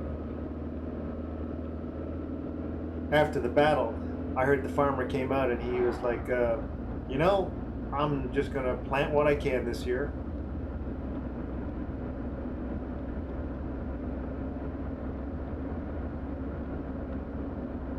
See, all this used to be peach orchard.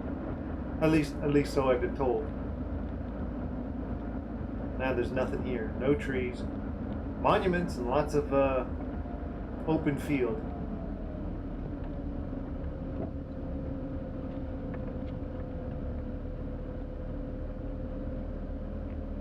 Here we go.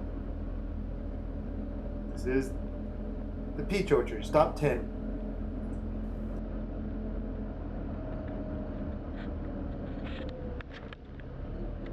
On our left side, we have the peach orchard.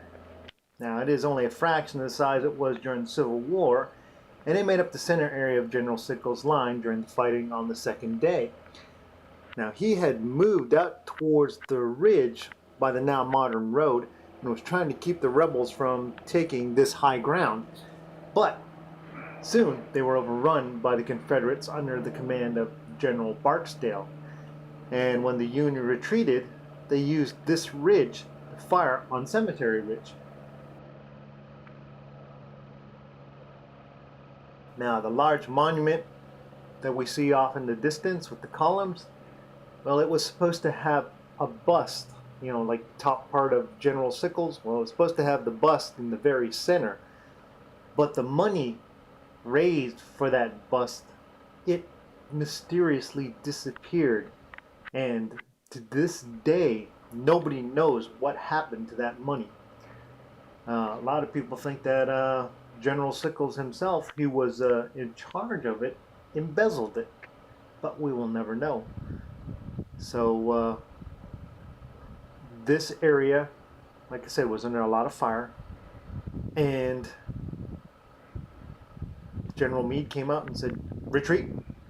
So that's basically what they did. They took off and they went down the road towards the Trussel farm, and that's where we're going to be heading next. Take a few minutes, take a look around.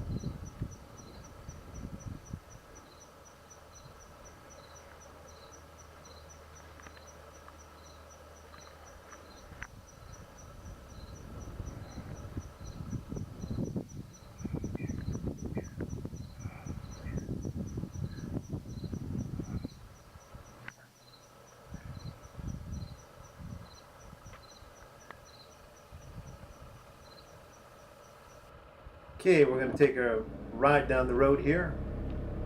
Head towards the Trussel farm. It's not far. I actually saw it just a couple seconds ago when we were panning around with the camera. That's not it. I'm going to go down here and we're going to make a right.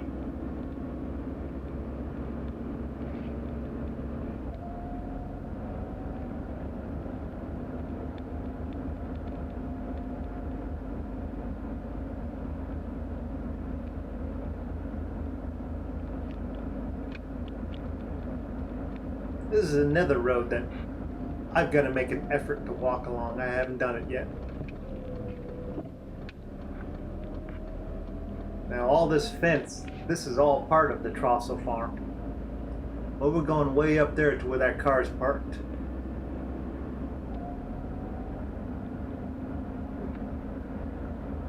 Remember the black cannons I told you about? There's a black cannon up here. And it should be standing straight up in the air on a concrete pedestal. And like I said before, that's how you know where somebody had set up their headquarters. And here we are. Stop 10A. This is the Trussel farm. This is where General Sickles, the guy who made the decision to the middle of the battlefield without any permission, was headquartered. And this is where he stayed while he was at the peach orchard. Now, as he was sitting on top of his horse, trying to maintain order against the invading rebels as he retreated, an enemy cannon fired a shot that struck him in the right leg. Quickly, his men grabbed him and put a tourniquet on his leg, and while they did this, he calmly smoked a cigar until he was taken away from the field of battle. You know, that's the West Point training. So, his leg was amputated, and later on, and interesting to note is that later on, his leg was sent to Washington, D.C., where it resides to this very day. And it's at the National Museum of Health and Medicine. Now, it's said that Sickles himself was a regular visitor to this museum. It wasn't a museum at the time, but he was a regular visitor to his own leg for many, many years, up until the day he died. So back to the battle, back to the farm. There's a cannonball hole, and there's a diamond-shaped marker high on the left side of the barn near the roof. Now this marks the approximate area that Sickles was at when he was injured. This is also the place where an artillery unit was told to stay put and to protect the retreating troops. So they pretty much sacrificed themselves to defend the rear position of the Union that had gotten into this place by the bad decision of Sickles. And they were led by Captain John Bigelow. And during the retreat, they loaded their cannons as super quickly as they could, and they stayed behind, and they protected the entire rear and the entire area until the Union was safe. And while they were doing this, they were being bombarded, shot at, and everything was being destroyed around them. But they kept their bravery, stayed, and they loaded them cannons up until the very end. They stopped the rebel advance. So we'll now follow the road of the retreating army.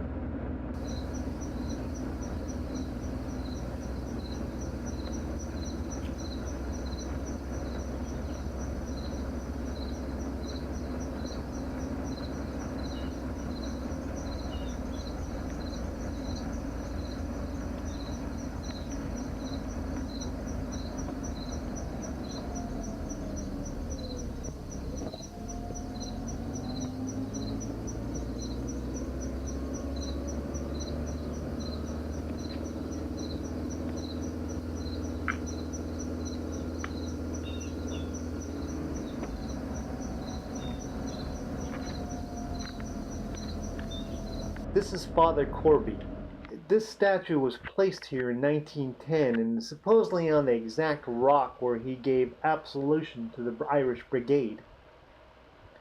Now, before the battle, the men wanted to go to help the people in the peach orchard in the wheatfield. Well, Father Corby asked his superiors if he could bless them, and he was given permission, and he stood on this rock, and the men, they removed their hats, and they listened to him speak his absolution in Latin, and then when it's done and he gave his blessing, he rushed off into battle. Before going to our next stop, we'll take a quick look at the Pennsylvania Memorial. Now, it's a very impressive memorial, and it's very important. It's over 50 feet tall and is the largest and most expensive monument on this battlefield. On the walls are all the names of every Pennsylvanian soldier who fought at the Battle of Gettysburg. So we're going to take a look, and then we'll go on to our next stop, which is stop 13. Okay, this is considered the line of the Union, which stretches from Little Round Top, which is where we're coming from. It's behind us, up past the Union Monument and all the way into Gettysburg. It's probably about 1.5 miles long.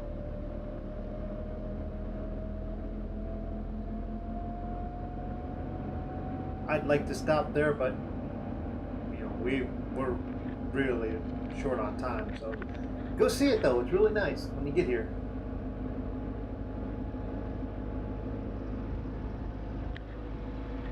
All of this will take place in the final battle.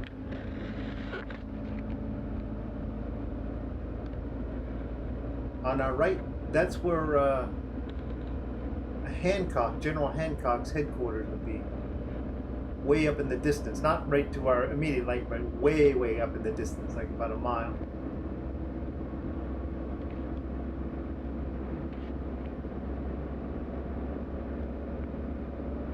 All this grass and all these cannons, these would be Union soldiers. These would just be full to the brim with hundreds and hundreds of Union soldiers.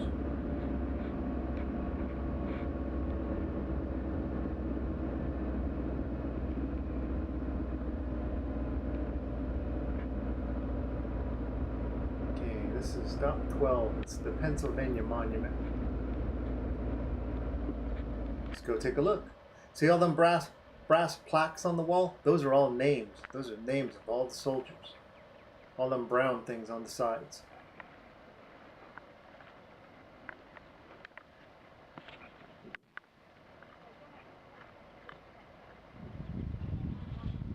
There's a staircase in here.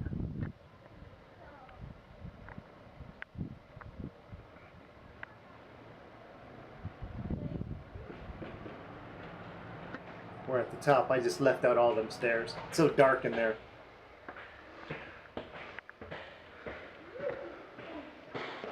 And we are at the top.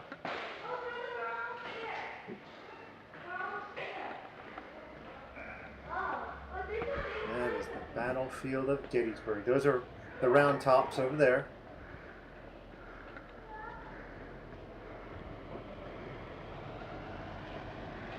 Over there was the first observation tower, and that's the copse of trees, the angle. Right there. And that's also the town of Gettysburg in the distance. These plaques here, they show your distance from wherever spot on the battlefield and the direction.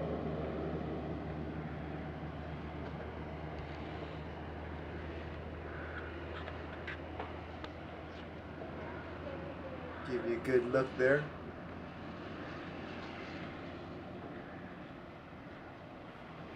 Gettysburg, Longstreet, and the Round Tops. Take a walk around the other side.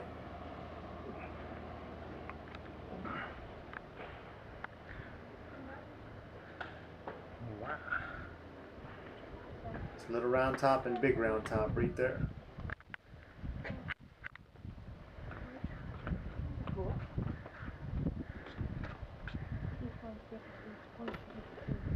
We're good at 40 feet off the ground.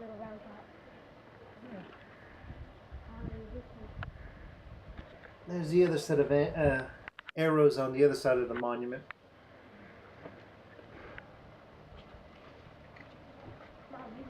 That's where Father Corby is, back way up there at the end of the road.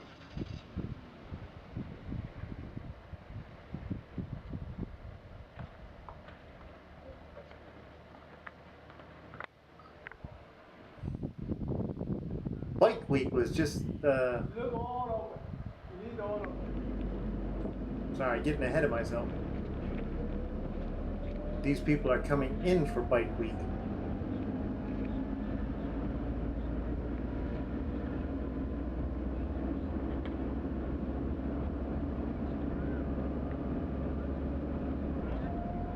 Okay, we're going to make a right here. We're not going to go down to the angle yet.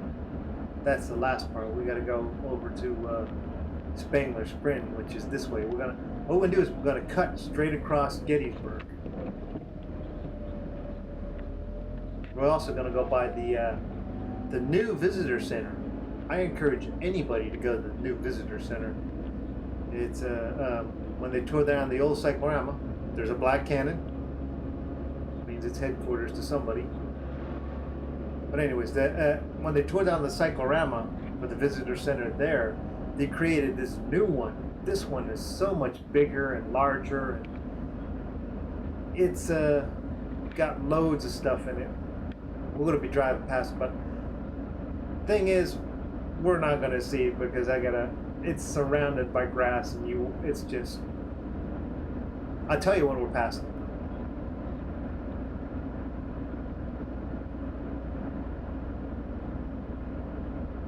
Okay, we're going to make a left down here. Man, you won't notice, but on our right there's a brick utility building. So we'll go down this way.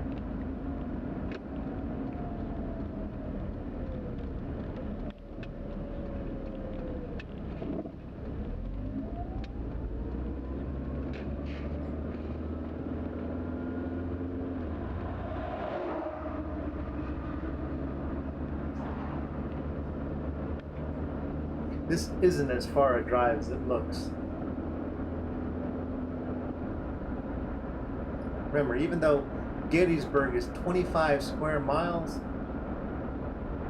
all the roads cut across each other because of all these battle lines. Okay, now this is the military visitor center.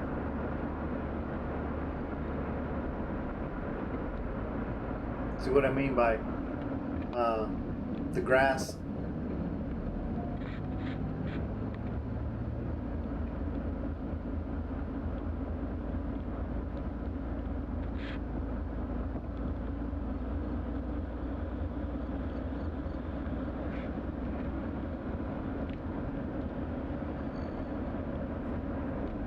Head down. Now these cones, there it is. That's that's part of the visitor center, anyways. It's a huge complex. It's got a big brass statue a life-size statue of Abraham Lincoln. You can sit on his lap, and it looks like he's talking to you. Everybody keeps rubbing his nose. His nose is the only thing that's polished on it. We are going around the parking lot, like the outside rim of the parking lot. All of this to our left, that's all parking lot. They have free buses that come by too. You go in there and they'll take you to different parts of the battlefield. That's where you can also get tickets, I think, to go to the Eisenhower farm. More parking. More parking. Keep going. We're almost to the other side. All this is just pretty much the visitor center. Parking on our left and parking on our right.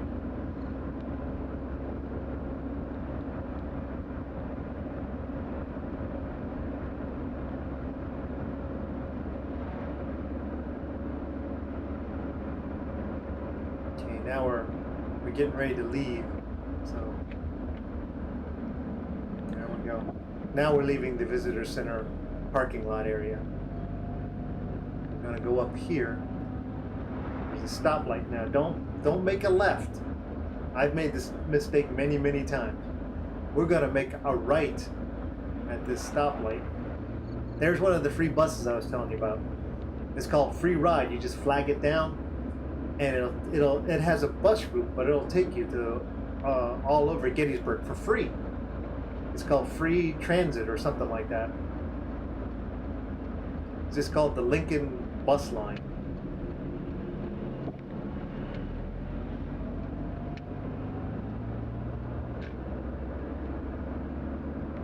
There it is right there, that side road, right behind this car.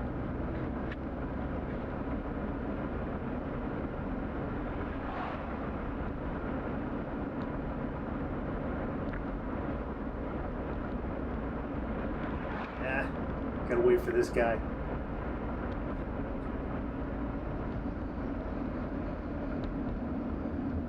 Okay, I'm gonna hold back a little bit because I don't want to be staring at his license plate. There we go.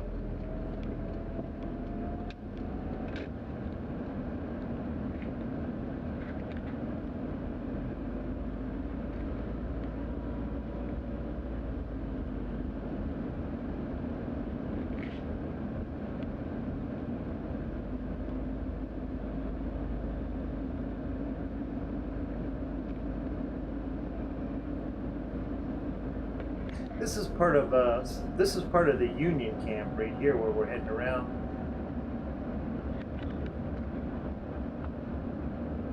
And what we're doing is we're heading towards Culp's Hill. This would kind of be the pointy part of the fish hook. You know what? That grabs the fish in his lip, the barb.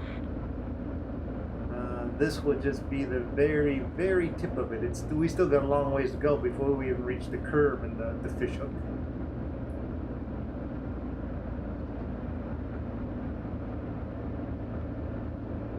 And make this right.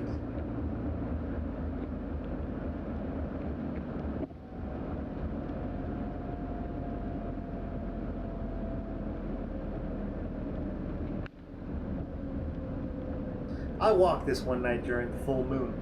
You'd think it'd be creepy walking around these woods at night during the full moon, but it is not. It's actually really, really nice.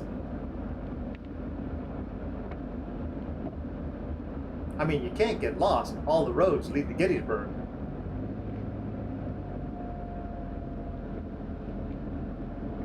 Okay, this looks like, yep, this is, we're approaching it.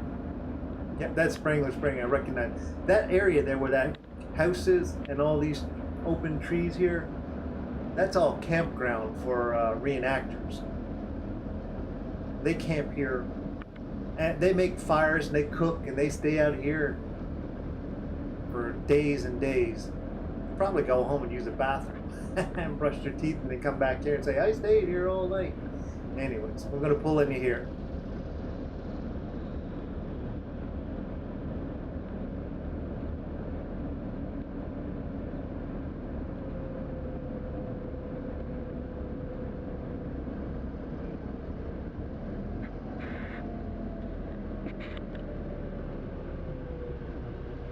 Stop 13.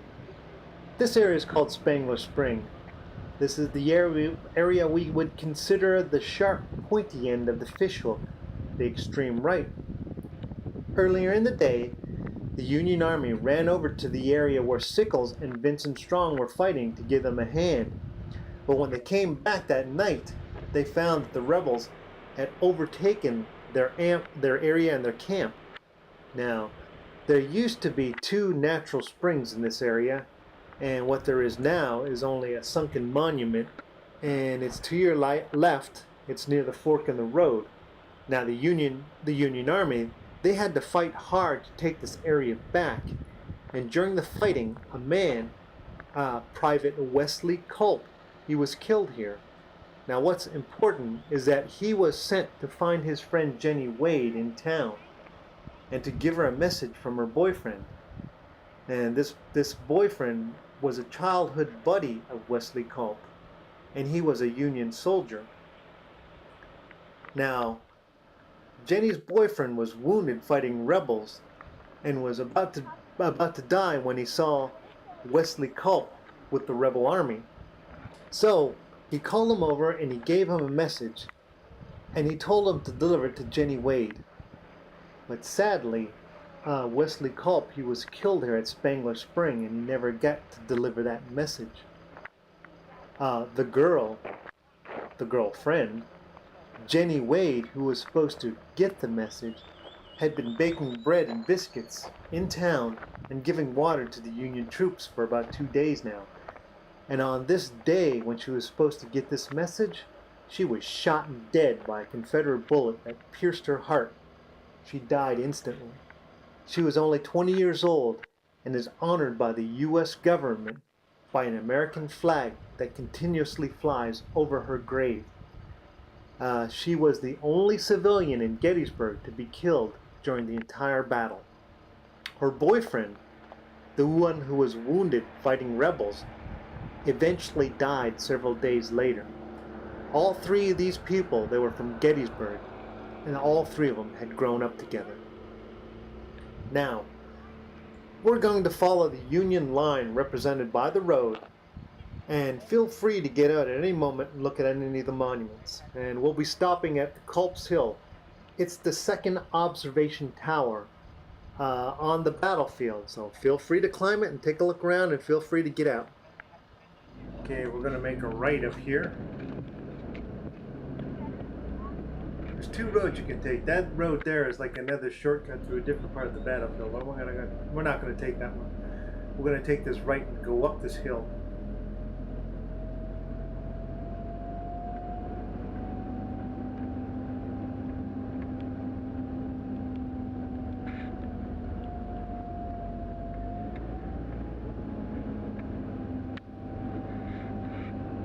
It really doesn't matter which road you take. They both end up in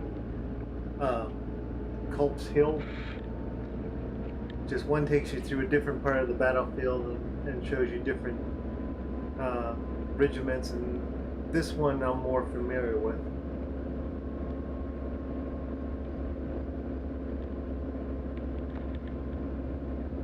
And I've walked through here on a moonlight night too. I've actually walked out here and was surprised because I came into the clearing of Spangler Spring, and there was Confederate soldiers there sitting there around their campfire. Well, reenactors, I assume. I didn't go over and talk to them, but they were sitting around their campfires drinking tea and playing the banjo and the harmonica. And it was nighttime, it was a full moon, and I sat there thinking, well, they're either reenactors or they're ghosts, but I'm not going to go over and see. So I just kind of walked past them and looked at a couple of the monuments and figured this is far enough for the night. And I walked back this way we're going, back to home, back into Gettysburg. Like I said, all these roads lead to Gettysburg. This one here is actually a direct route to Gettysburg.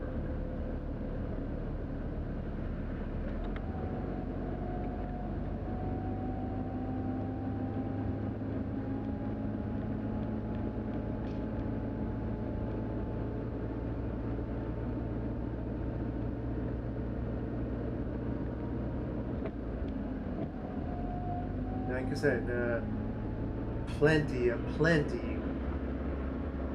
monuments.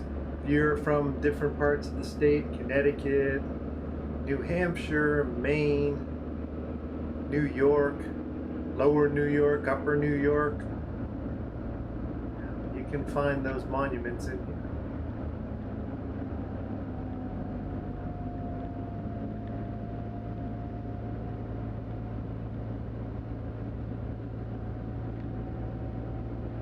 This particular road was pretty dark though. See the high vegetation? When I walked through here, the moon didn't light up nothing. It just lit up a little bit of the road so I could see where I was walking. That was it. It was pretty dark. Okay, we're gonna make a right at that fork in the road. And there it is. I call this the second observation tower, even though there's 3 observation towers. Like I said, the one at the Eternal Flame I don't really consider an observation tower because it's only like 10 feet off the ground.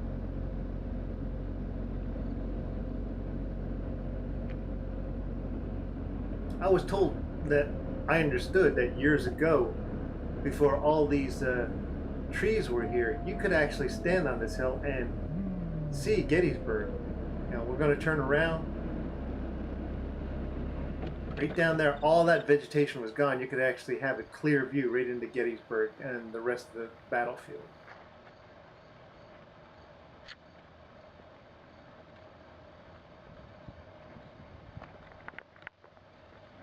Culp's Hill. Remember at Spangler Spring when a lot of the Union soldiers left to go help at the other end of the battlefield over by the big round top and Devil's Den? Well, there used to be 8,000 men here before that happened, and they were digging a shallow trench to stand in, and they were building a small wall to protect their bodies, and it was made out of trees and rocks.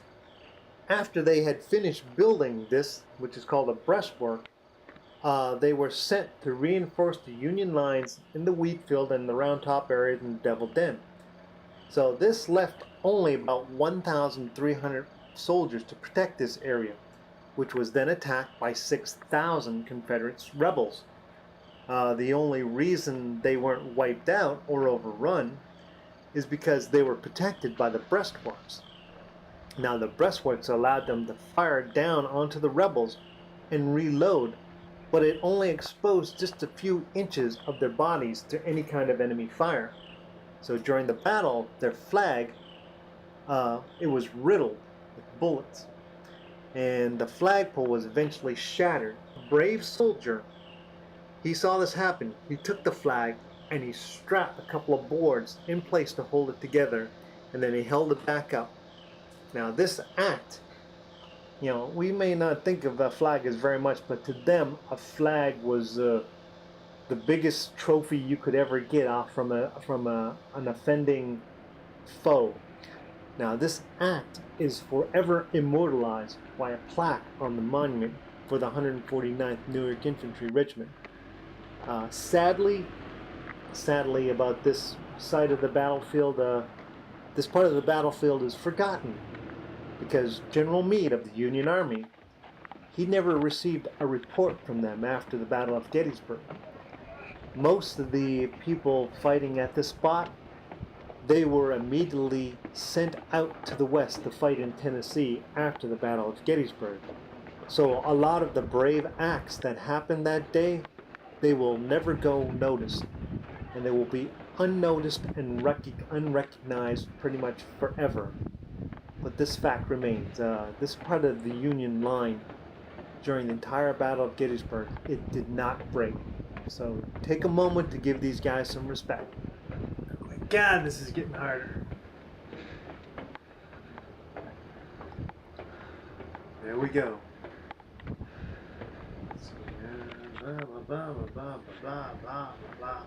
West and north.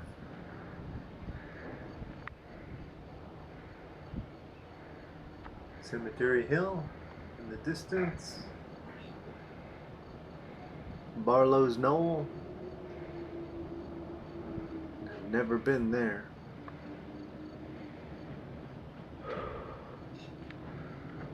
That's over by where College Park is. That's the radio tower. You can see it in the distance.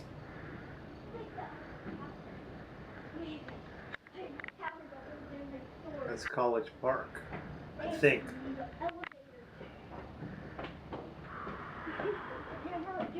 That is Big Round Top. That big volcano looking thing over there. Ain't a whole lot to see up here. It's all grown over. So what we're going to do is we're going to head over to Cemetery Hill.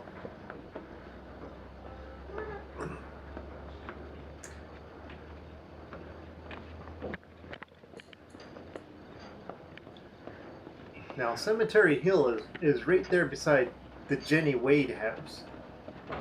Jenny Wade was the girl that was killed baking bread. Well, anyway, that whole spot right there, that was the Confederates actually took that hill at one point, and the Union managed to get it back.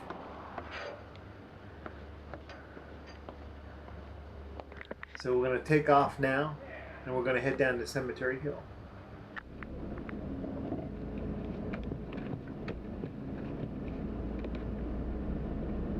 Okay, we're rounding the tower. That's the shadow of the tower.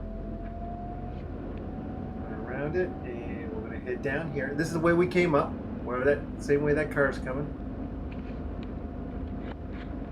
But we're going to keep to our right.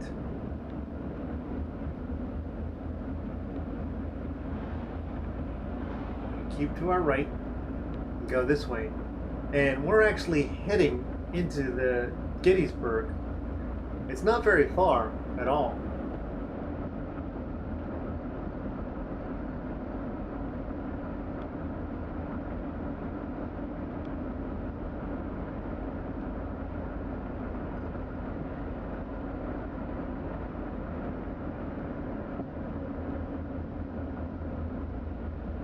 This is Cemetery Hill.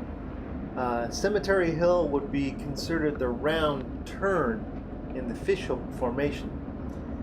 It was also the last place to see combat on the second day of battle. Now remember, this is summer and the days are long. So near sunset, the Confederates were attacking Culp's Hill and they were attacking Cemetery Hill at the same time. Culp's Hill withstood the attack because of its breastworks. But there were no breastworks here at Cemetery Hill. So, as the red sky threw its light across the landscape, fierce hand-to-hand combat began, and the rebels finally crested the hill and took this position from the Union Army. However, the victory was short-lived, and as darkness fell around them around 9:30 at night, reinforcements from the rest of the Union Army arrived. But with no reinforcements of their own, Confederate rebels had to abandon this position, and so they had to return back to their original position where they started the attack. We will now head to the final destination. It's called the Angle of the Union Line, and it's also known as the Copse of Trees and the Fields of Picket Charge. The third day of battle was supposed to go something like this. The troops at Culp's Hill and Cemetery Hill were supposed to renew their attack in the morning, and Pickett was supposed to charge the Union line. But that isn't what happened. Early on the third day, the last day of battle, the Union cannons, they had opened fire on the rebels at Culp's Hill area, and they drove them away with a surprise attack in the very early morning. Now this killed Robert E. Lee's first plan of the day, and thus he created the events that led to the now ill-fated Pickett's Charge. And in Lee's mind, that's called Plan B. And that takes place at the high water mark, stop 15 of the park tour. And we're going to head there now. Well, I hope you've enjoyed roaming around Gettysburg with me. It is now incredibly hot, and if you can, as you can tell, it is humid. Look at this. Look at my camera. The camera's practically whiting out. And this, you want to get some idea what it was like on the 3rd of July at 104-degree temperatures.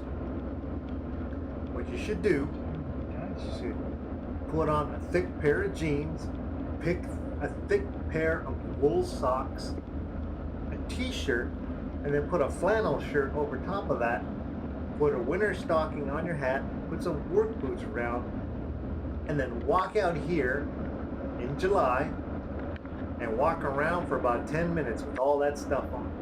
And that's what it'll be like walking around Gettysburg during the Battle of Gettysburg in all that wool, because that's what they were wearing. They were wearing that stuff all through the summer. Well, our journey is almost over. We're going to come down here. This is the last leg, and we're going to be turning back up onto the road to the that we passed by earlier, where the cannon and the Pennsylvania Monument is.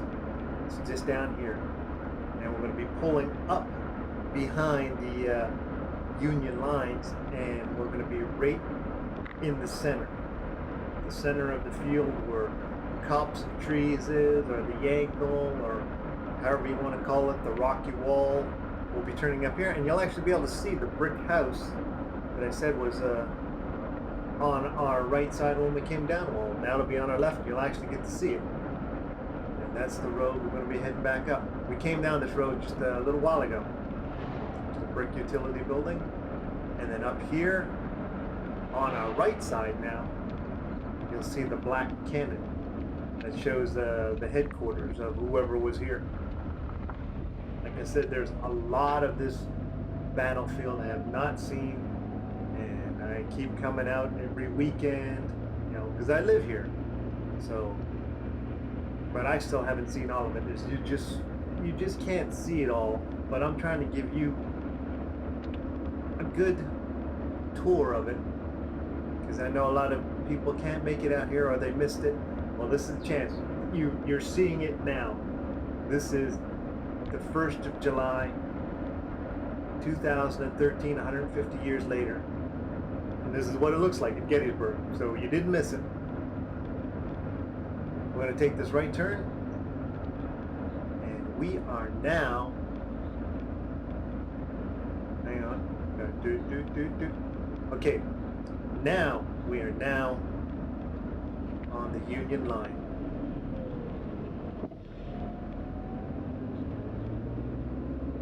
This is probably one of the most favorite places to visit in Gettysburg for everybody.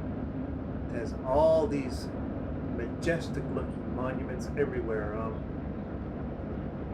There's so much information about what happened right here.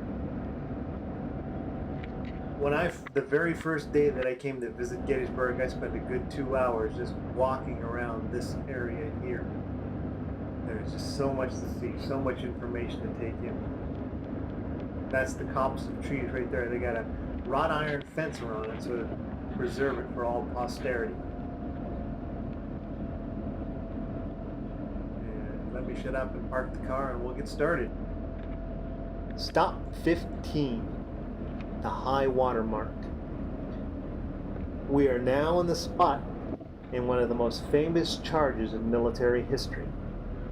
This area, known by various names as the angle, the copse of trees, and the high water mark, and also Pickett's Charge, is the setting for the final climactic battle of the Battle of Gettysburg, Pickett's Charge. This area is known as the high water mark because this, the final battle, marks the highest accomplishment of the rebel Confederate Army during the entire Civil War. They would never get a greater chance of winning the war than they would at this moment of time in history. This would be the last time that General Lee would have the men and resources needed to make any clear victories on northern soil. After this day, the great losses of men, machinery, and ammunition doomed the Confederate Army to retreating to the south and literally waiting for the Union to come and finish them off. Over the next couple of years, the Confederate rebels would fight a mainly defensive war. They would not be able to do much more than respond to whatever the Union did to them. The days of attacking the U.S. Army, they were over.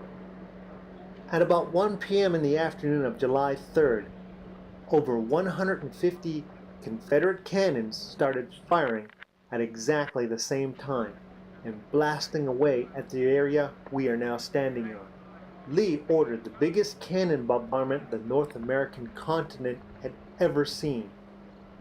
Now just think of it. Think of 150 explosions happening all around you all at once and being repeated every few seconds. Well, it took the Union Army by surprise, and when they finally got themselves together, they started returning fire with as many cannons as they could. Now, as you would suspect, all this cannon fire created a dense cloud of smoke, because at that time, smokeless powder hadn't been invented, so it was all black powder and it was all full of smoke. And so thick was the smoke that after a while the rebel cannons, they couldn't see what they were hitting, and slowly their cannon shots were drifting further away from their intended targets, and eventually they started doing very little damage to the Union forces. But they kept it up, and at around 3 p.m., the 6,000 soldiers sitting here were witness to a spectacular sight. At 3 p.m., 12,000 Confederate rebels came out of the trees on the far side of the field. It was a line of gray nearly a mile long, perfectly arranged in battle formation with their many flags and their many banners waving proudly in the sun.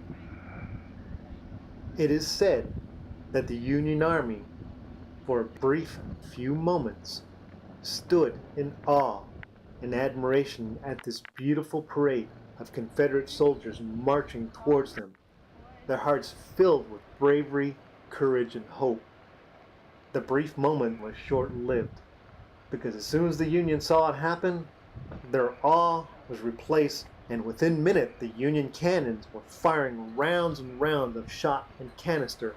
Now these devastating rounds tore great holes in the lines of the Confederate men, but despite the mass destruction, the rebel soldiers moved closer together to fill in the holes created by the fallen soldiers, and it seemed like nothing in the world could stop them. So the Union Army called up as many men with muskets as they could. When the Confederate rebels reached the Emmitsburg Road, over 6,000 rifles fired all at the same time. The cannons were also switched to large canister rounds, and these are golf ball sized lead balls that explode from the barrel of a cannon like a giant shotgun. Now, to get an idea of how many bullets were flying around at that moment, a single board from one of the fence rails was examined after the Battle of Gettysburg, after Pickett's charge, and they counted over 800 bullet holes in that single plank. However, they got the spot. They needed to keep moving forward if they wanted to win. They took this wall. They got here, but they had to get past the wall. If they had wanted any kind of way of winning this battle this day, they had to keep moving forward and take the Union Army. And they faltered for a bit. So, one of their generals, putting his hat on top of his sword, he was their commander, General Lewis Armistead, led his men over the stone wall. Unfortunately, within moments he was mortally wounded in the charge. Now, a lot of people don't know this, but Lewis Armistead, he was a Freemason. And as he was falling, he gave the secret signal that a Freemason gives when he is in trouble.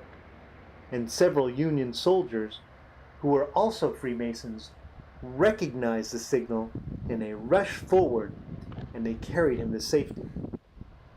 Now, as this was going on, more reinforcements came to the aid of the Union soldiers, and the Confederate rebels, they were starting to be repelled. But most of the rebels who followed General Armistead over the stone wall, well, they were actually killed or they were taken prisoner. And there is a small stone marker in front of the cannons, just right of the copse of trees, and this shows where General Armistead fell. Now, here's something to note. In the National Cemetery, there is a large statue that shows the caring nature of the Freemasons and this particular spot between the Freemasons of the South, Lewis Armistead, and the Freemasons of the North, the Union Army. Pickett's charge, as this was soon to be called, was one of the worst military disasters of all time. Casualties were as high as 90% in some regiments, and nearly all the military leadership was wiped out for the South. In fact, all the major commanders of the Southern Army were gone. This charge marked the end of the Battle of Gettysburg. The Union Army had lost about 23,000 men, and the Confederate Army had lost about 28,000 men. So, this charge ends the bloodiest battle to ever occur on American soil. The Union Army, who had failed so miserably in many, many battles before this, protected their homeland and beat the Confederate Army when it truly, truly counted. They truly had something to celebrate for the following day, and that day was the 4th of July. The Confederate Army, beaten, retreated, and would never recover from this. 2 years later, they surrendered at the Appomattox Courthouse. With that said, we hope you've enjoyed your visit here to Gettysburg, and I encourage you to look around at the monuments. The park rangers offer many tours, and there are several bus tours with licensed guides that give you a more in-depth knowledge of Gettysburg. Like I said, this is just the basic knowledge so that you have a good idea what happened here. So, I thank you, and I hope you enjoy the rest of your day.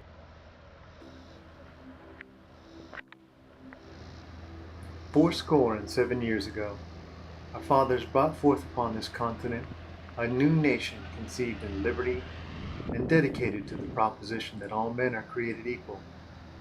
Now we are engaged in a great civil war, testing whether that nation or any nation so conceived and so dedicated can long endure. We are met on a great battlefield of that war. We have come to dedicate a portion of that field as a final resting place for those who here gave their lives that this nation might live. It is altogether fitting and proper that we should do this. But in a larger sense, we cannot dedicate, we cannot consecrate, we cannot hallow this ground. The brave men living and dead who struggled here have consecrated it far above our poor powers to add or detract. The world will little note nor long remember what we say here, but it can never forget what they did here. It is for us, the living, rather to be dedicated here to the unfinished work which they who fought here have thus far so nobly advanced.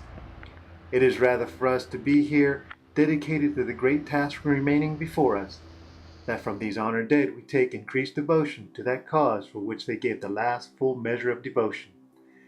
That we here highly resolve that these dead shall not have died in vain, that this nation, under God, shall have a new birth of freedom, and that government of the people, by the people, for the people, shall not perish from the earth.